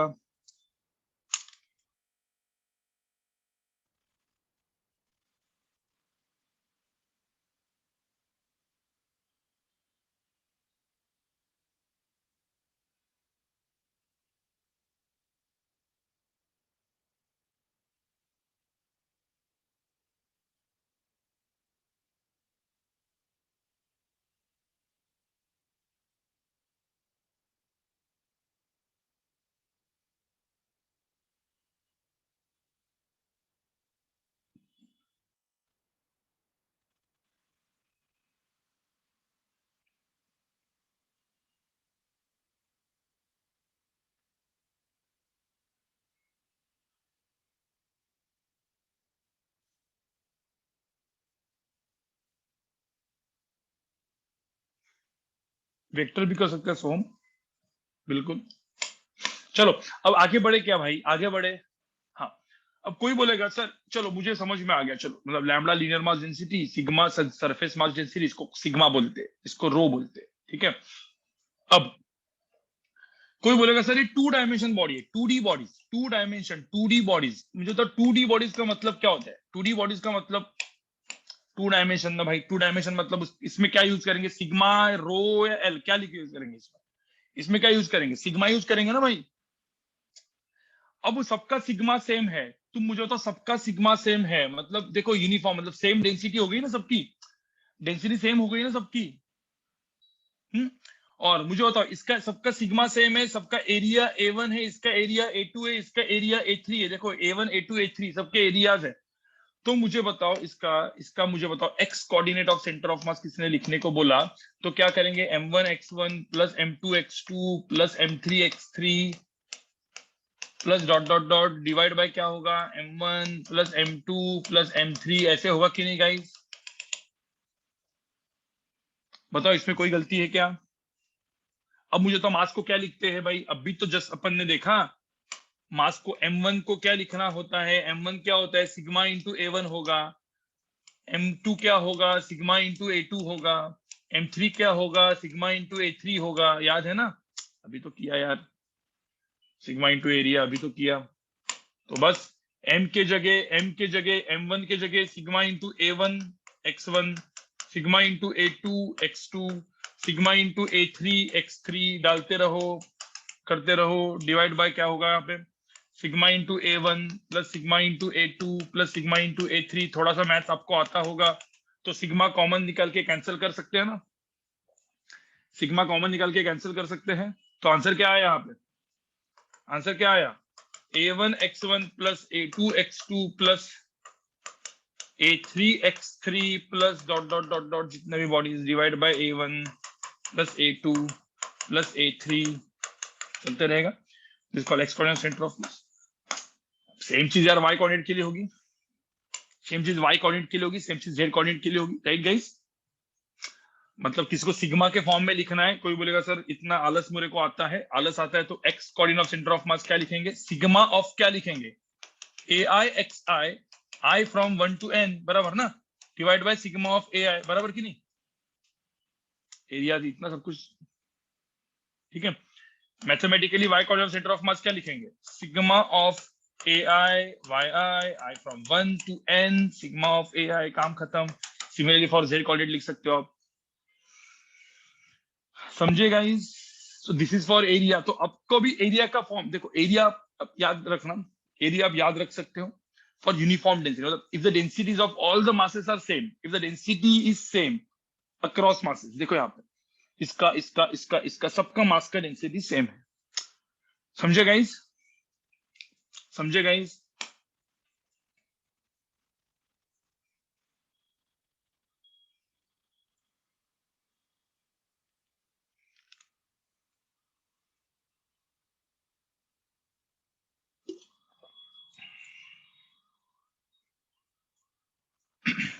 चलो अब आगे बढ़ते हैं 3D बॉडीज। अब मुझे तो 3D बॉडीज में क्या होगा? अरे भाई 2D बॉडीज के लिए ये है, तो 3D बॉडीज के लिए क्या होगा? ठीक है, लिखोगे आप, लिखोगे, मुझे पता है मैं फास्ट गया यहाँ पे, लिखो ये एक 2D बॉडी, जरा थोड़ा सा इसका स्क्रीनशॉट लेके रखो, ये लिख के भी हुआ होगा आपका।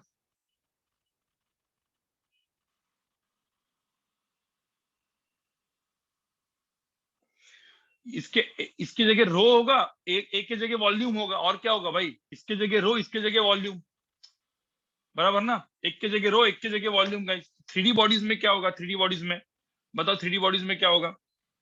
अब यहाँ पे ये एक होगा, ये होगा। अब देखो ये 3 डायमेंशन बॉडीज है, 3 डायमेंशन, तो अपन बोलेंगे भाई इसका मास m1 है, इसका मास m2 है, इसका मास m3 है, डॉट डॉट डॉट करते रहेंगे।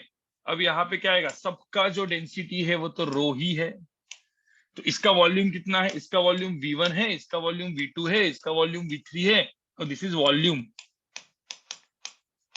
तो कोई बोल सकता है m1 की वैल्यू क्या होगी? m1 rho into V1, m2 की वैल्यू क्या होगी? रो इंटू V2, m3 की वैल्यू क्या होगी? Rho into V3,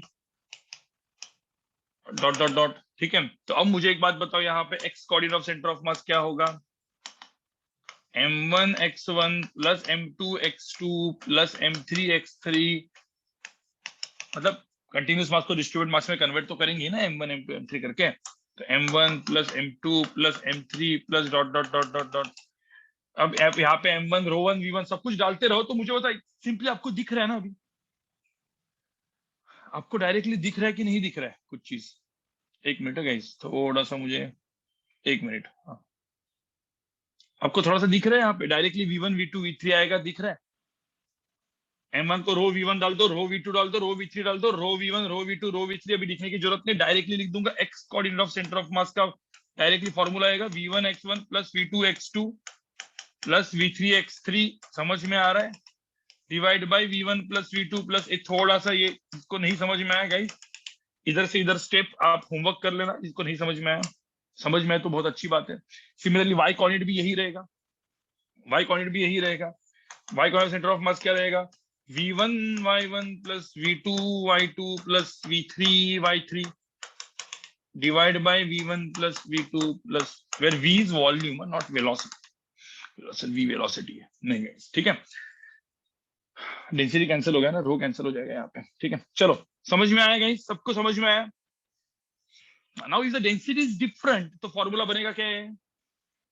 if the density is different, मुझे तो इधर डेफिनेटली डिफरेंट है, सिग्मा 1 सिग्मा 2 सिग्मा 3, अरे भाई डेंसिटी डिफरेंट है तो इंटीग्रेशन नहीं, भाई डेंसिटी डिफरेंट है तो सिग्मा 1 सिग्मा 2 सिग्मा 3 सिग्मा, आपको सम करना पड़ेगा, मतलब सबका मास अलग अलग से निकालना पड़ेगा, मतलब हर एक का सब डेंसिटी दिया है, तो डेंसिटी इक्वल टू, मतलब mass is equal to density into area से निकाल दो ना, सबका मासेस निकाल दो और अपना नॉर्मल फॉर्मूला लगाओ, फिर ये फॉर्मूला लगाने की जरूरत क्या है? समझ में आ रहा है? फिर ये A1 x1 x2 ये फॉर्मूला लगाने की जरूरत नहीं, फिर नॉर्मल फॉर्मूला से करो ना इस चीज से, बस आपको मास किससे निकालना पड़ेगा, जो मैंने अभी यहाँ पे आपको दिखा, डेंसिटी इनटू एरिया से, डेंसिटी इनटू वॉल्यूम से, बराबर कि नहीं? चलो 2 डायमेंशन हो गया, 3 डायमेंशन हो गया, एक क्वेश्चन इसके ऊपर करते हैं, आपको समझ में आ जाएगा। हाँ लेंदी हो जाएगा थोड़ा सा क्वेश्चन, एक स्टेप ज्यादा हो जाएगा, मतलब वो लोग आपसे ये पूछेंगे कि भाई आपको पता होना चाहिए कि डेंसिटी का फॉर्मूला क्या होता है, which is mass upon area या मास अपॉन वॉल्यूम या mass upon length, depends linear है, वॉल्यूम है या सरफेस मास डेंसिटी है। समझे?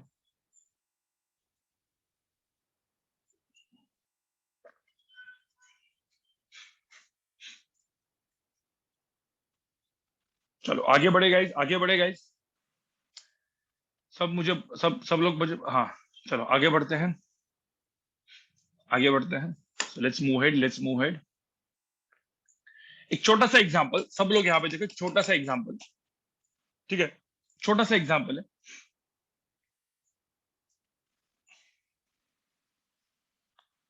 सब लोग यहाँ पे देखो,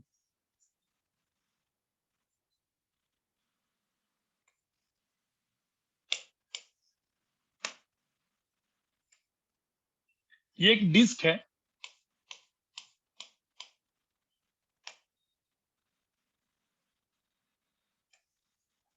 और ये एक डिस्क है।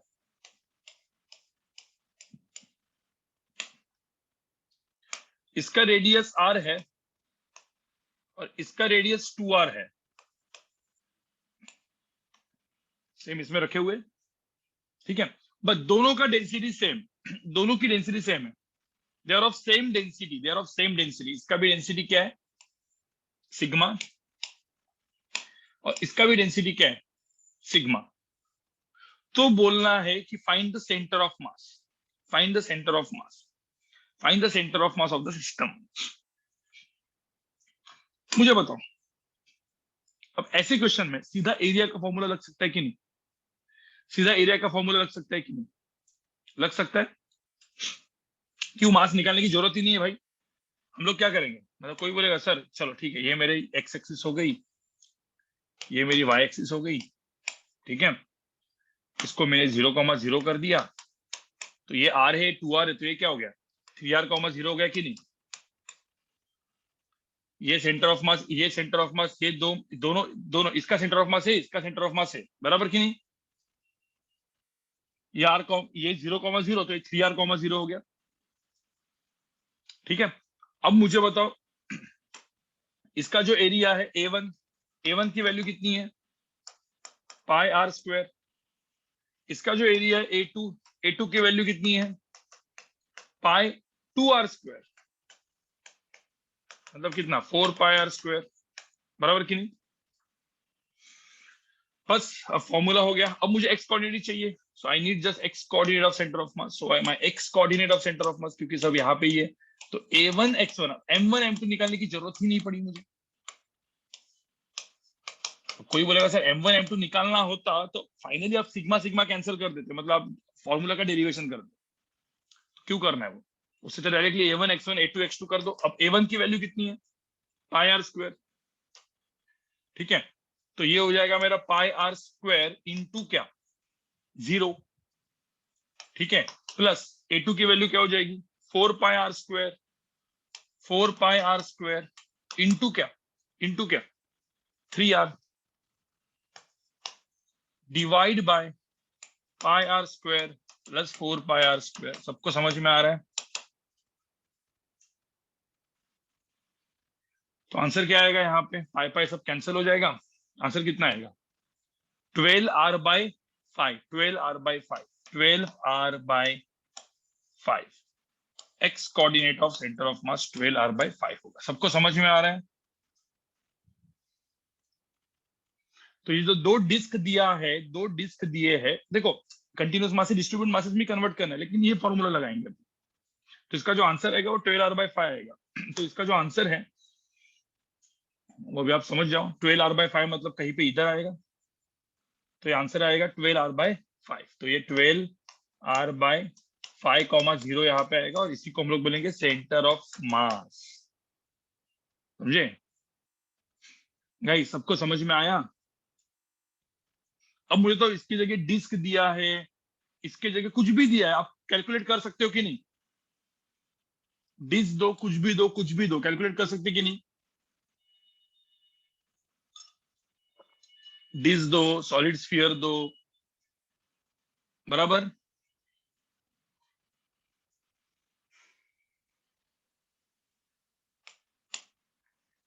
सबको समझ में आया भाई? सबको समझ में आया?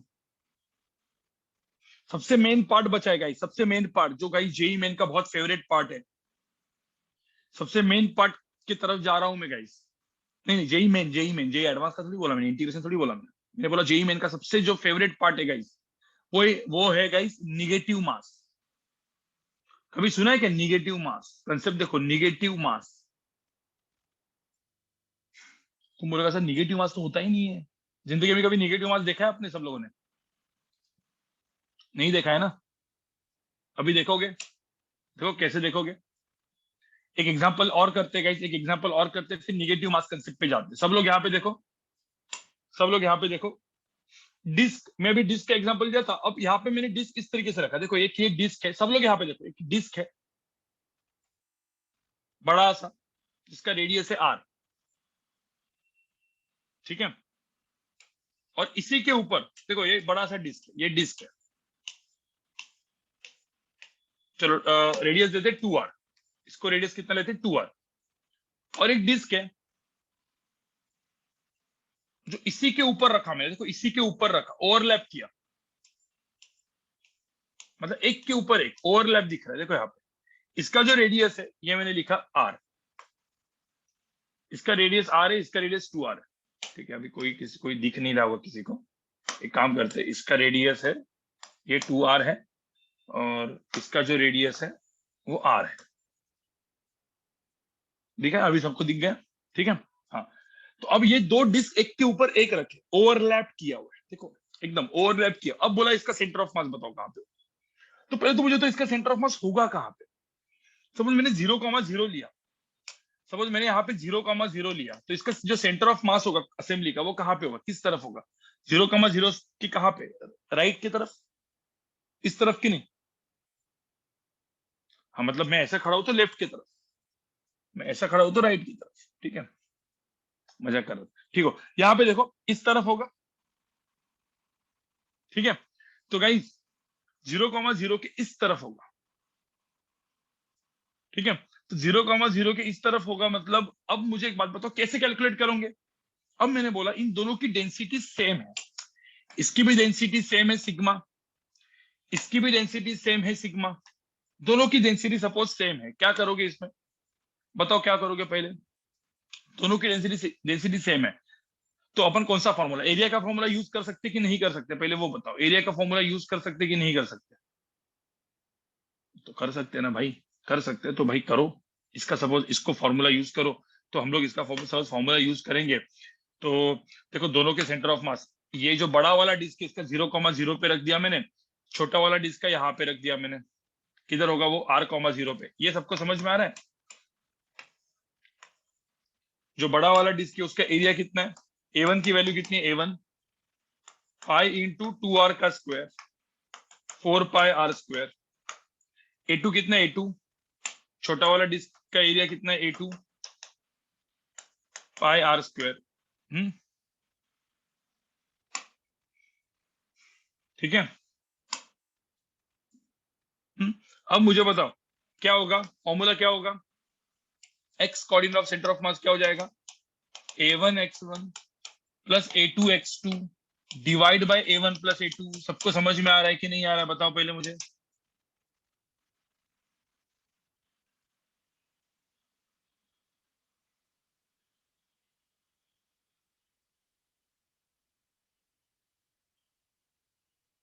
ठीक है, A1 कितना है?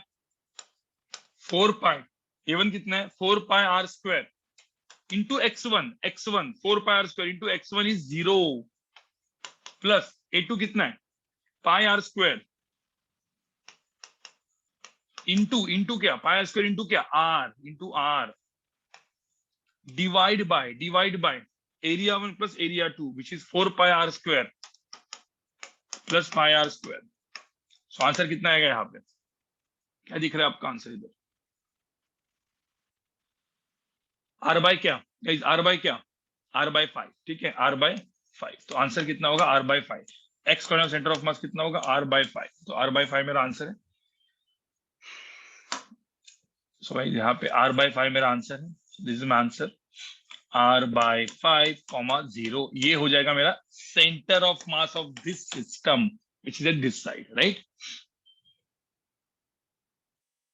डायग्राम क्या है गाइस, डायग्राम क्या है, ये एक डिस्क है बड़ी सी, जो रेड ब्लैक कलर की, उसके ऊपर रेड कलर की डिस्क रखी है मैंने, बस ब्लैक कलर की डिस्क, इसके ऊपर रेड कलर की डिस्क, इसका रेडियस 2r है, उसका रेडियस r है, एक के ऊपर एक, मतलब एक ऐसी डिस्क पकड़ लो, उसके ऊपर एक और एक डिस्क रखी, ओवरलैप करके रखी, ठीक है।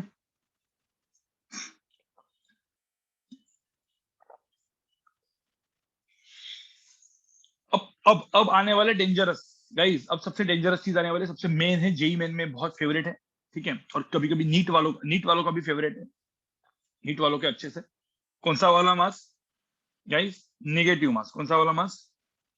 निगेटिव मास। भाई निगेटिव मास बहुत फेवरेट है, वापस बता रहा हूं मैं। अब निगेटिव मास क्या है? व्हाट इज निगेटिव मास?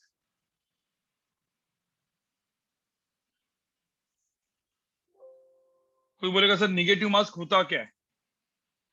तो गाइस पहले तो मुझे बताओ, निगेटिव मास बिना कुछ दिमाग लगाए, सपोज एक मास निगेटिव हुआ, सपोज मैंने बोला एक M2 मास निगेटिव है, तो मेरा जो फॉर्मूला है गाइस, जो भी मैंने फॉर्मूला अभी यहाँ पे पढ़ाया है, ठीक है, मैं आपको एक जस्ट बता रहा हूँ, ठीक है, सब लोग यहाँ पे देखो। मैंने एक्सटर्नल सेंटर ऑफ मास का मैंने फॉर्मूला पढ़ाया था आपको, M1x1 plus M2x2 plus M3x3, ठीक है, प्लस डॉट डॉट डॉट था, divide bye M1 plus M2 plus M3 dot dot dot, ठीक है, एक फॉर्मूला था।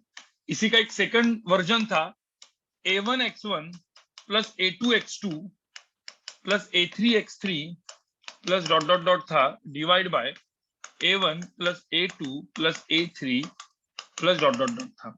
अब किसी ने बोला मास M2 इज निगेटिव, मैंने बोला मास M2 सिर्फ M2, चलो एन M3 भी, मास M, चलो पहले M2 लेते हैं, मास M2 इज निगेटिव मास। तो निगेटिव मास का मतलब क्या है? जो प्लस M है वहां पे अपन फॉर्मूला में क्या करेंगे, पहले मुझे बताओ, ये निगेटिव मास क्या है वो पहले बताऊंगा बाद में, पहले मुझे तो फॉर्मूला में क्या चेंज होगा। कुछ नहीं यार, M2 जो है ना, ये M2 का जो प्लस है, इस प्लस के जगह दोनों जगह यहाँ पे क्या आ जाएगा, माइनस आ जाएगा, देखो यहाँ पे माइनस, यहाँ पे भी माइनस आ जाएगा, एरिया, हाँ वॉल्यूम वाला फॉर्मूला में यहाँ पे क्या हो जाएगा, वॉल्यूम वाले फॉर्मूला में V2 की जगह माइनस आ जाएगा। कोई बोलेगा सर M3 सॉरी M3 भी निगेटिव है, जैसे M3 भी निगेटिव है, ठीक है, मैं ऐसा लिख दिया, मास M3 भी निगेटिव। देखो यहाँ पे निगेटिव नहीं था, यहाँ पे तो पॉजिटिव था, तो M1 positive, M2 negative, M3 positive, तो M1x1 minus M2x2 plus M3x3 था। लेकिन मैंने बोला अभी मास जो है M3 भी निगेटिव है, मास M3 भी सपोज निगेटिव है, तो मुझे बताओ यहाँ पे फिर क्या हो गया, बताओ, इस फॉर्मूला में प्लस की जगह यहाँ पे भी क्या आ गया, माइनस आ गया कि नहीं, और यहाँ पे प्लस की जगह क्या आ गया, माइनस आ गया कि नहीं। तो जो भी मैंने आपको फॉर्मूले सब कुछ पढ़ाए थे, और यह even denominator, sorry even denominator में भी होगा ना, सॉरी गाइस, डिनोमिनेटर भी तो भाई होगा, डिनोमिनेटर में भी तो माइनस होगा, इधर भी तो माइनस होगा, और ये जो है ये भी तो प्लस का माइनस हो जाएगा, फिर ये भी तो प्लस का माइनस हो जाएगा if M3 is also negative then. तो मुझे बताओ जहां पे भी जो भी निगेटिव मास होगा वहां पे प्लस से माइनस कर सकते हो कि नहीं, मतलब फॉर्मूला में सिर्फ प्लस का माइनस डालना है, कोई दिक्कत है क्या? तो कुछ कुछ लोग फॉर्मूला के क्या करते हैं पता है, M1x1 plus minus M2x2 plus minus M3x3 plus minus M4x4 ऐसा करके लिख देते हैं, मतलब A1x1 plus minus A2x2 plus minus A3x3। अब कोई बोलेगा सर ये माइनस वाला मास तो जिंदगी में कभी देखा ही नहीं, मतलब हमने देखा है कि किसी का मास तो 0 होता है, लेकिन निगेटिव कभी देखा है क्या आपने? कोई ऐसा आके बोलेगा क्या, मेरा मास ना -10 kg है, नहीं होता ना भाई। तो हम इसको बोलेंगे negative mass concept to solve some kind of problems, जो कुछ कुछ प्रॉब्लम्स ऐसे आएंगे जेई मेन में, नीट में, इवन एडवांस में, कि जिनके लिए अपने को निगेटिव मास कंसेप्ट को यूज करना पड़ेगा, ठीक है। अब निगेटिव मास कंसेप्ट को यूज करना पड़ेगा कैसे? हाँ जैसे जीरो फोर्स था, बिल्कुल। अब कैसे इसको निगेटिव मास कंसेप्ट को कैसे यूज करेंगे, सब लोग देखो यहाँ पे, सब लोग यहाँ पे देखो, नेगेटिव मास कंसेप्ट को कैसे, मतलब पहले तो आपको ना दिमाग में देखो, सब लोग गाइस देखो, ये लास्ट का पार्ट है, सेंटर ऑफ मास का लास्ट का पार्ट है, ठीक है। मैं लास्ट का पार्ट अभी से नेगेटिव मास बहुत अच्छे से पढ़ाऊंगा, क्योंकि मैं उसको अगले लेक्चर में पढ़ाने वाला था, लेकिन इस लेक्चर में पढ़ाऊंगा। और इंटीग्रेशन वाला जो पार्ट है वो अपन एडवांस प्लस लेक्चर में करेंगे, ठीक है, या अगले लेक्चर में लीनियर मोमेंटम कंजर्वेशन के एंड वाले पार्ट, एंड में, ठीक है। क्योंकि आज वैसे भी देखो ना, मंडे बहुत सारा भरा रहता है। मंडे में आपका वो इंटीग्रेशन वाला लेक्चर, मतलब सॉरी, एडवांस प्लस लेक्चर भी होता है, ये भी होता है। तो थर्सडे, मतलब अपन थर्सडे को करेंगे, ठीक है। थर्सडे को अपना इंटीग्रेशन वाला पार्ट करेंगे, जो अलग अलग चीजों का इंटीग्रेशन से कैसे कैलकुलेट करते हैं। ये तो आपको चीजें समझ भी नहीं आएगी, ठीक है। चलो आगे बढ़े क्या। हम्म, अब कोई बोलेगा सर सेंटर ऑफ मास को कैसे कैलकुलेट करते, प्लीज बता दो। एक मिनट ना, जरा देखने दो, ये सब रिकॉर्डिंग चालू है क्या, देखना पड़ता है। हम्म, ठीक है। तो सेंटर ऑफ मास को कैसे, सेंटर ऑफ निगेटिव मास को कैसे अपन, मतलब किस तरीके से अपन सोचते हैं, व्हाट इज निगेटिव मास, ठीक है। तो यहाँ पे देखो निगेटिव मास क्या होता है। देखो कोई भी चीज देखो, यहाँ पे देखो, मैंने एक ये पूरी डिस्क दे दी, ठीक है। ये डिस्क है, डिस्क, ये पूरी की पूरी डिस्क है, भरी हुई डिस्क। अब इस डिस्क में से मैंने इतना वाला पार्ट को कैविटी बना दिया। देखो मतलब क्या कर दिया, देखो यहाँ पे मैंने कैविटी बना दिया, मतलब क्या हो गया, देखो यहाँ पे निकाल दिया ना, मतलब डिस्क में खड्डा कर दिया, होल कर दिया। है ही नहीं यहाँ पे मास ही नहीं है। मतलब मुझे बताओ इसके अंदर कुछ है क्या, this is cavity guys. Hollow hollow, ये हॉलो है, ये हॉलो हो गया, हॉलो कैविटी, कुछ भी बोल सकते हो हम लोग। नो मास, यहाँ पे कोई मास ही नहीं है। डिस्क में से इतना वाला पार्ट निकाल दिया मैंने। तो मतलब मेरी एक डिस्क थी जो रेडियस 2r की थी, जिसमें मैंने रेडियस r का एक छोटा सा कैविटी बना दिया।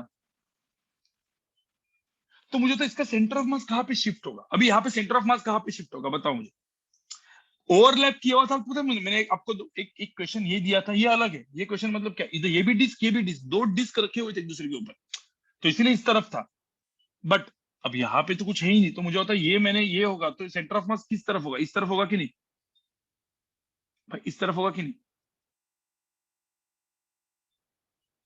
बराबर कि नहीं, इस तरफ शिफ्ट होगा लॉजिकली। तो इतना तो समझ ही सकते हो भाई, सेंटर ऑफ मास इस तरफ शिफ्ट होगा। एक नॉर्मल लॉजिक से तो आप बोल ही सकते हो कि भाई सेंटर ऑफ मास इस तरफ शिफ्ट होगा। अब कोई बोलता है कि सर लेकिन ऐसे क्वेश्चन को सॉल्व कैसे करेंगे। ऐसे क्वेश्चन को एक्चुअल में सॉल्व करने गए तो जो बहुत महारथी होते हैं वो इंटीग्रेशन से करते हैं। महारथी जो होते हैं ना वो इंटीग्रेशन से करते हैं, इंटीग्रेशन से। बट अपन इंटीग्रेशन से नहीं करेंगे, अपन जुगाड़ लगाएंगे। जुगाड़ मतलब क्या, निगेटिव मास कंसेप्ट बोलेंगे अपन। अपन एक जुगाड़ लगाएंगे। अब जुगाड़ देखो क्या है गाइस, जुगाड़ देखो क्या है, इसमें जुगाड़ देखो क्या है गाइस, सब लोग जुगाड़ देखो, ठीक है। इसको हम लोग बोलते हैं निगेटिव मास कंसेप्ट का जुगाड़, ठीक है। सब लोग यहाँ पे देखो, एक सपोज ऐसा पकड़ लो, एक मैंने मास m का एक डिस्क दिया है। कोई बोलो मुझे इस मास m डिस्क को यहां से गायब करना है, ठीक है। गायब मतलब क्या, इसका मास m जीरो करना है, गायब करना है। क्या करूंगा मैं, इस मास m को मुझे सपोज गायब करना है, जीरो करना है, इसका मास जीरो करना है मुझे। तो कोई बोलेगा सर इसको उठा देंगे। अब उठाना नहीं है भाई, इस मास को जीरो करना है मैथमेटिकली, क्या करेंगे, इस मास को जीरो करना है मैथमेटिकली, क्या करेंगे, इसी के ऊपर एक माइनस m मास डाल देंगे। मैंने इसी के ऊपर एक मास m के ऊपर एक माइनस m मास डाल दिया तो क्या होगा भाई, इसी के ऊपर एक मैंने माइनस m मास्क डाल दिया तो क्या होगा। ये एक मैंने रेड कलर का माइनस m मास्क इसी के ऊपर डाल दिया तो क्या बन जाएगा, एम एन माइनस एम कितना हो जाएगा, जीरो। मास कितना बन जाएगा, जीरो।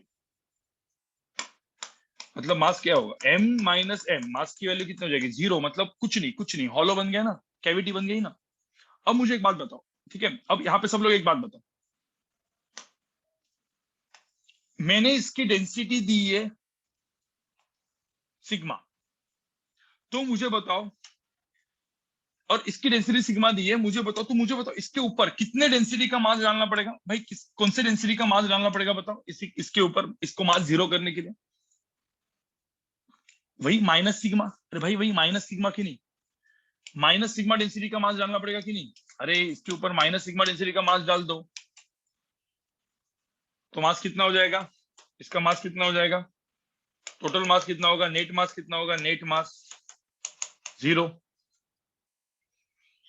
तो अब मुझे बताओ गाइस, इस क्वेश्चन में मुझे हॉलो कैविटी, यहाँ पे कैविटी बनानी होती, ये कैविटी बनानी होती तो कैसे बनाता मैं, क्या करना पड़ता बताओ, क्वेश्चन में क्या करना पड़ेगा?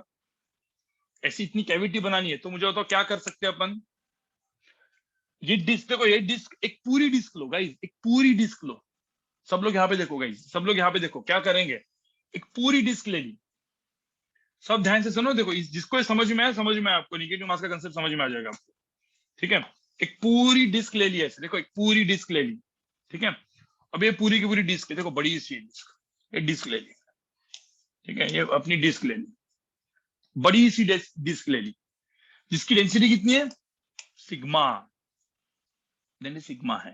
ठीक है, सेंटर वेंटर है यहाँ पे। ठीक है, अब मैंने क्या किया गाइस, अब मैंने क्या किया, इसी डिस्क के ऊपर, इसी डिस्क के ऊपर मुझे कहाँ पे कैविटी बनानी है, बताओ बताओ मुझे पहले, कैविटी कहाँ पे बनानी है? इधर कैविटी बनानी की नहीं, इधर इस पार्ट पे। तो जिस पार्ट पे कैविटी बनानी है, जिस पार्ट पे देखो, इतने पार्ट पे कैविटी बनानी है, तो उसी के ऊपर मैं क्या कर दूंगा, उसी के ऊपर, उसी के ऊपर मैं क्या करूंगा, एक निगेटिव मास डाल दूंगा कि नहीं? सिर्फ उतने ही पार्ट के ऊपर निगेटिव मास डालूंगा, मतलब कितना, मतलब इतने ही ऊपर, इतने ही ऊपर, ये एक देखो, ये एक इतना, जो मैंने इसके ऊपर ये जो पार्ट डाला, इसका डेंसिटी कितना होगा, माइनस सिग्मा होगा कि नहीं?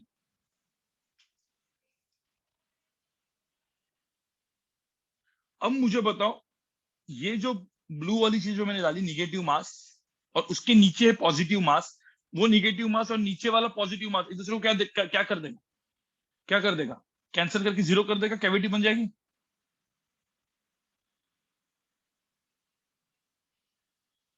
अरे माइनस हाफ वगैरह मत बोले यार, माइनस सिग्मा, सिग्मा वो मास बदलेगा ना, सिग्मा इंटू एरिया बदलेगा ना। अब एरिया का फॉर्मूला यहाँ पे लगा सकते हैं ना गाइस। अरे सिग्मा बाई टू मत बोलो भाई, वो मास बदलता है, सिग्मा अपन ने लिया है, थोड़ा सा तो दिमाग लगाओ।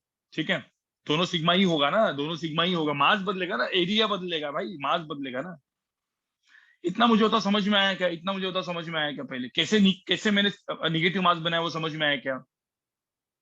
तो मुझे होता जो एरिया वाला फॉर्मूला है लगा सकते कि नहीं भाई, एरिया वाला फॉर्मूला लगा सकते कि नहीं इसमें? दोनों का सिग्मा ही है ना, दोनों का सिग्मा माइनस सिग्मा, सिर्फ ए माइनस प्लस माइनस करना है। अब मुझे बताओ, अब मुझे बताओ, मतलब मेरा जो ये क्वेश्चन सॉल्व करने के लिए मैंने क्या किया, इस क्वेश्चन को सॉल्व करने के लिए मैंने क्या किया, अब ये जो है गाइस, इसका जो अब यहाँ पे देखो, सब लोग देखो, मैंने सपोज इसका रेडियस, इसका जो एरिया है, इसका एरिया किया मैंने pi are square, pi into two r square. ठीक है, ये A1 हो गया। तो जो इसका एरिया हो गया, इसका जो एरिया हो गया A2 कितना हो गया, पाई इंटू आर स्क्वायर हो गया ना, मतलब 2r और r, रेडियस तो यही है।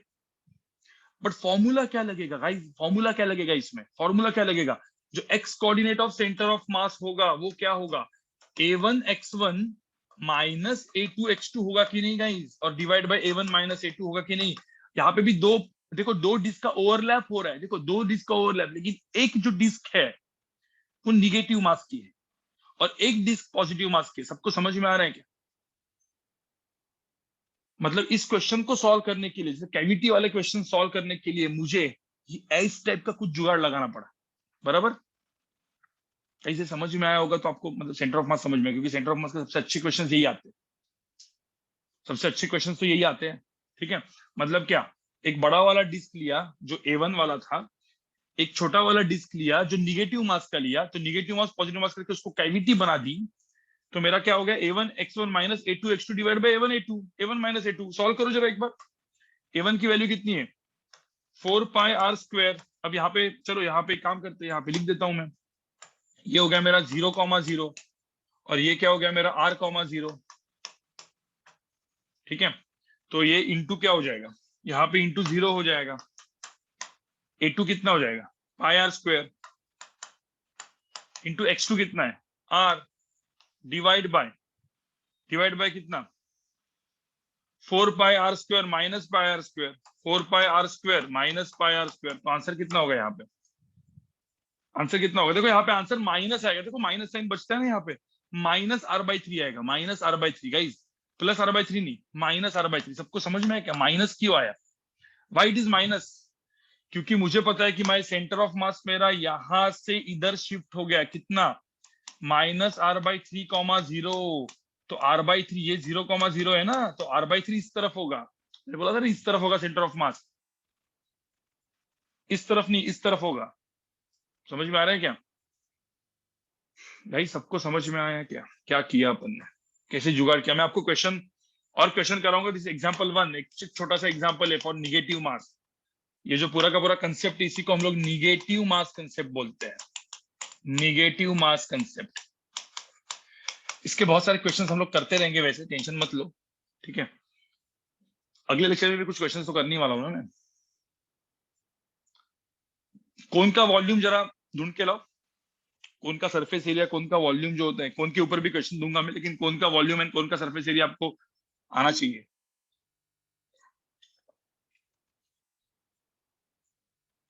गाइज चलो एग्जांपल 2 में एक छोटा सा एग्जांपल और देता हूँ। निगेटिव मास का कंसेप्ट तो समझ में है कैसे होता है। मास को जीरो बनाने के लिए, मास को जीरो बनाने के लिए निगेटिव मास कंसेप्ट होता है।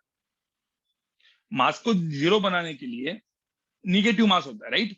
तो अब मुझे एक बात बताओगे, यहाँ पे सब लोग देखो, एग्जाम्पल 2 सब लोग यहाँ पे देखो, एग्जाम्पल 2 तुम मुझे बताओ, सॉलिड स्फीयर है, सब लोग यहाँ पे देखो, एक बड़ा सा ये सॉलिड स्फीयर है, ठीक है? ये सॉलिड स्फीयर है, और मैंने बोला ये सॉलिड स्फीयर जो है वो रेडियस आर का है, और मैंने बोला इधर से इतना सॉलिड, इधर एक कैविटी बना दिया, ये कैविटी है, ये पूरा का पूरा इतनी कैविटी बना दी मैंने, ठीक है? मैंने इसकी कैविटी बना दी r/2 रेडियस की, ठीक है? ये मैंने कैविटी बना दी, मतलब क्या कर दिया बताओ मैंने? इधर कैविटी बना दी इसके अंदर, मतलब क्या कर दिया मैंने? एक बड़ा सा स्फीयर लिया r रेडियस का, एक छोटा सा स्फीयर लिया r/2 रेडियस का, दोनों को, लेकिन वो जो ये वाला जो है वो निगेटिव मास का डाल दिया, राइट? ये यहाँ पे कैविटी बनाने के लिए मैंने निगेटिव मास का कंसेप्ट डाल दिया। मतलब क्या किया मैंने एक बड़ा सा स्फीयर लिया ऐसे, इसके अंदर ये निगेटिव मास का स्फीयर ऐसे डाल दिया। समझ में आ रहा है? एक बड़ा सा पॉजिटिव मास का स्फीयर, देखो ये बड़ा सा पॉजिटिव मास का स्फीयर ले लिया, देखो बड़ा ले लिया, पूरा का पूरा ले लिया मैंने, देखो यहाँ पे छोटा ही लिया, यहाँ पे पूरा का पूरा लिया, उसके अंदर ओवरलैप कर दिया मैंने एक निगेटिव मास का स्फीयर। इसकी डेंसिटी होगी, इसकी डेंसिटी होगी रो, तो इसकी डेंसिटी होगी -ρ, -ρ, बराबर? इसका रेडियस होगा r/r, तो इसका रेडियस r/2 ही है ही, जो पता ही है, इसका रेडियस है r/2 जो पता ही है अपने को। तो इसको मैंने 0,0 ले लिया, तो इसको मैंने r/2,0 ले लिया। बस अब यहाँ पे जो फॉर्मूला लगेगा वो किसका लगेगा? फॉर्मूला किसका लगेगा? एरिया क्या है, वॉल्यूम का। भाई इसमें फॉर्मूला जो लगेगा वो एरिया का लगेगा, वॉल्यूम का लगेगा? वॉल्यूम का लगेगा ना, वॉल्यूम का, राइट? तो किसी को पता है कि वॉल्यूम कितना होता है इसका? इसका जो वॉल्यूम V1 होता है वो होता है 4/3 πr³ V1। कोई बोलेगा सर V2, इसका वॉल्यूम कितना है? 4/3 πr/2³, right? r³/8 basically, right? और फॉर्मूला क्या होगा? X coordinate of centre of mass क्या होगा? What is x coordinate of centre of mass? V1x1 minus V2x2 divide by V1 minus V2। सबको समझ में आ रहा है क्या गाइस? सबको समझ में आ रहा है कैसे करना है?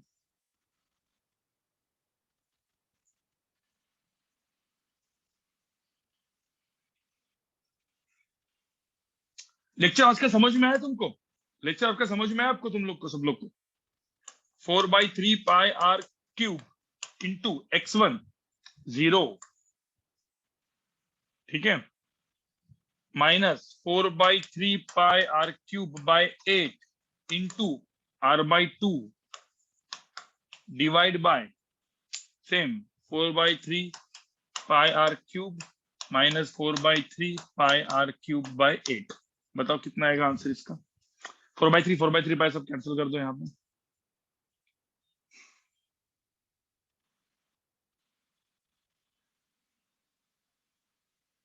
-r/14 होगा। जिनको नहीं समझ में एक बार वापस देख लो, इसमें आंसर क्या आएगा? -r/14 आएगा। लास्ट का पार्ट जो है जिसको नहीं समझ में आया एक बार वापस देख लो, -r/14 आएगा। -r/14 का मतलब है गाइस -r/14 मतलब जो सेंटर ऑफ मास होगा वो r/14 इधर रहेगा, r/14 डिस्टेंस यहाँ पे रहेगा, इसलिए ये -r/14, 0 पे आएगा। ठीक है, क्या आएगा मेरा सेंटर ऑफ मास, मतलब ये जो पूरा का पूरा कैविटी इधर शिफ्ट हो जाएगी। समझ में आ रहा है गाइस? जिनको नहीं समझ में आया वापस एक बार थोड़ा सा वीडियो देख लो, क्योंकि लास्ट में सबका बाउंस जाना लगता है। पता है मुझे, 1.5 घंटे के बाद का लेक्चर जो होता है उसमें कुछ कुछ लोग जो होते हैं वो गर्म हो जाते हैं, मतलब दिमाग गर्म हो जाता है उनका। ठीक है, समझ में आ रहा है? समझ में आ रहा है गाइज? ऐसे बहुत सारे क्वेश्चंस हैं, ऐसे बहुत सारे क्वेश्चंस बनेंगे भाई, बहुत सारे क्वेश्चंस बनेंगे। मतलब इसका इसका मतलब इसका एक स्क्रीनशॉट निकाल दो गाइज। मतलब ऐसे क्वेश्चन भी होते हैं ना, मतलब देखो यहाँ पे ऐसे क्वेश्चन भी होते हैं, देखो यहाँ पे सब लोग यहाँ पे देखो। मतलब जैसे कि एक पूरा स्क्वायर प्लेट है, कॉमन क्वेश्चन है, बहुत कॉमन क्वेश्चन। एक स्क्वायर प्लेट है, ये पूरी की पूरी स्क्वायर प्लेट है। अब ये जो पूरी की पूरी स्क्वायर प्लेट है ऐसी, उसमें से मुझे इतनी प्लेट निकालनी है। मतलब मैंने बोला कि चलो सर मुझे क्या करना है सर, सॉरी गाइस, इतनी प्लेट निकाल दो। तो बताओ इसका सेंटर ऑफ मास कहाँ पे होगा? तो मतलब क्या करने का पड़ेगा? ऐसा प्लेट बनाने के लिए क्या करना पड़ेगा? ऐसी वाली प्लेट बनाने के लिए क्या करना पड़ेगा भाई? ऐसी वाली प्लेट बनाने के लिए क्या करना पड़ेगा? एक बड़ी वाली प्लेट लोगे, नॉर्मल वाली प्लेट तो लेंगे ही ना ऐसी वाली, जो पूरी की पूरी प्लेट हो। अब ऐसी प्लेट के ऊपर क्या करना पड़ेगा? निगेटिव वाला मास कौन सा डालना पड़ेगा? इधर वाली ऐसी निगेटिव वाली प्लेट डालनी पड़ेगी इसके ऊपर। तो देखो ना, ये निगेटिव वाली प्लेट डाल दी, तो ये निगेटिव वाली प्लेट और नीचे वाली पॉजिटिव वाली प्लेट बन के 0 बन जाएगा ना ऐसे। समझ में आ रहा है क्या? ये निगेटिव वाली प्लेट और वो ऐसे बन के 0 बन जाएगा। तो बेसिकली दो वाली प्लेट, एक बड़ी वाली प्लेट लोगे और एक छोटी वाली प्लेट लोगे, इन दोनों को कंबाइन करके ये बन जाएगा। ठीक है, तो पहले इन सारे वीडियोस को देख के आओ। अगले लेक्चर में मैं कुछ 2-3 क्वेश्चंस और अच्छे वाले दूंगा चाहिए तो, और इंटीग्रेशन वाला पार्ट करूंगा। तो अगले लेक्चर में अराउंड 40 to 45 मिनट्स हम लोग सेंटर ऑफ मास के बारे में और बात करेंगे। तब तक आप सेंटर ऑफ मास HC और मास से सॉल्व करना चालू कर दो। ठीक है,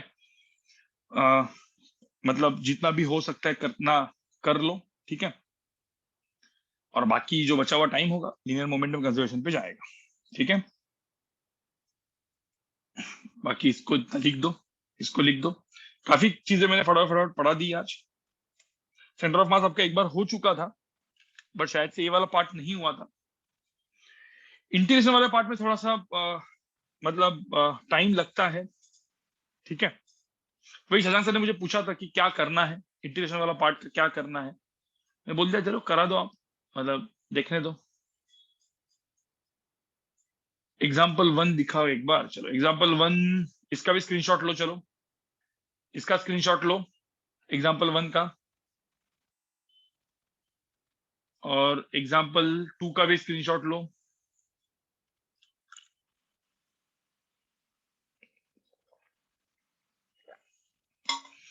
श्रेया, मैंने आईफोन लिया था, यहाँ पे अंधेरी में स्टोर है बाजू में, उधर से लिया था। थैंक्स सोहम। इसने बोला यार कोई तो एक है।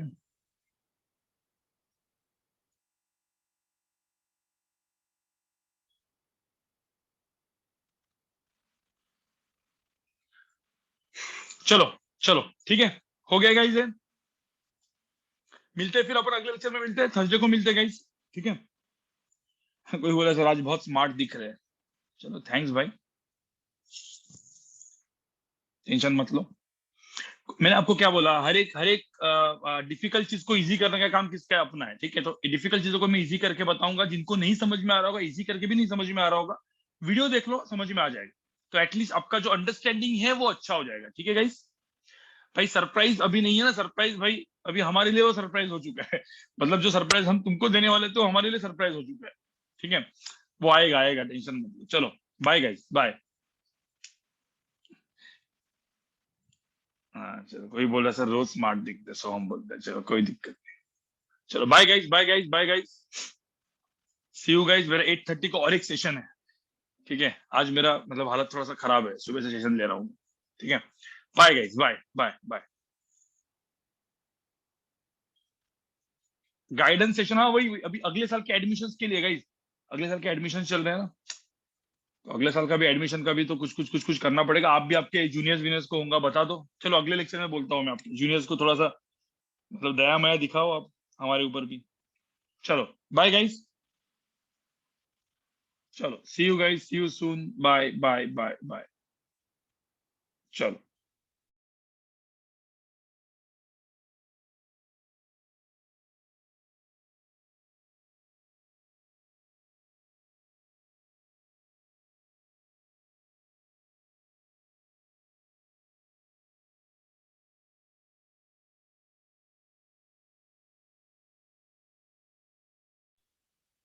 चलो bye guys, bye guys, bye, thanks Anuj, bye bye.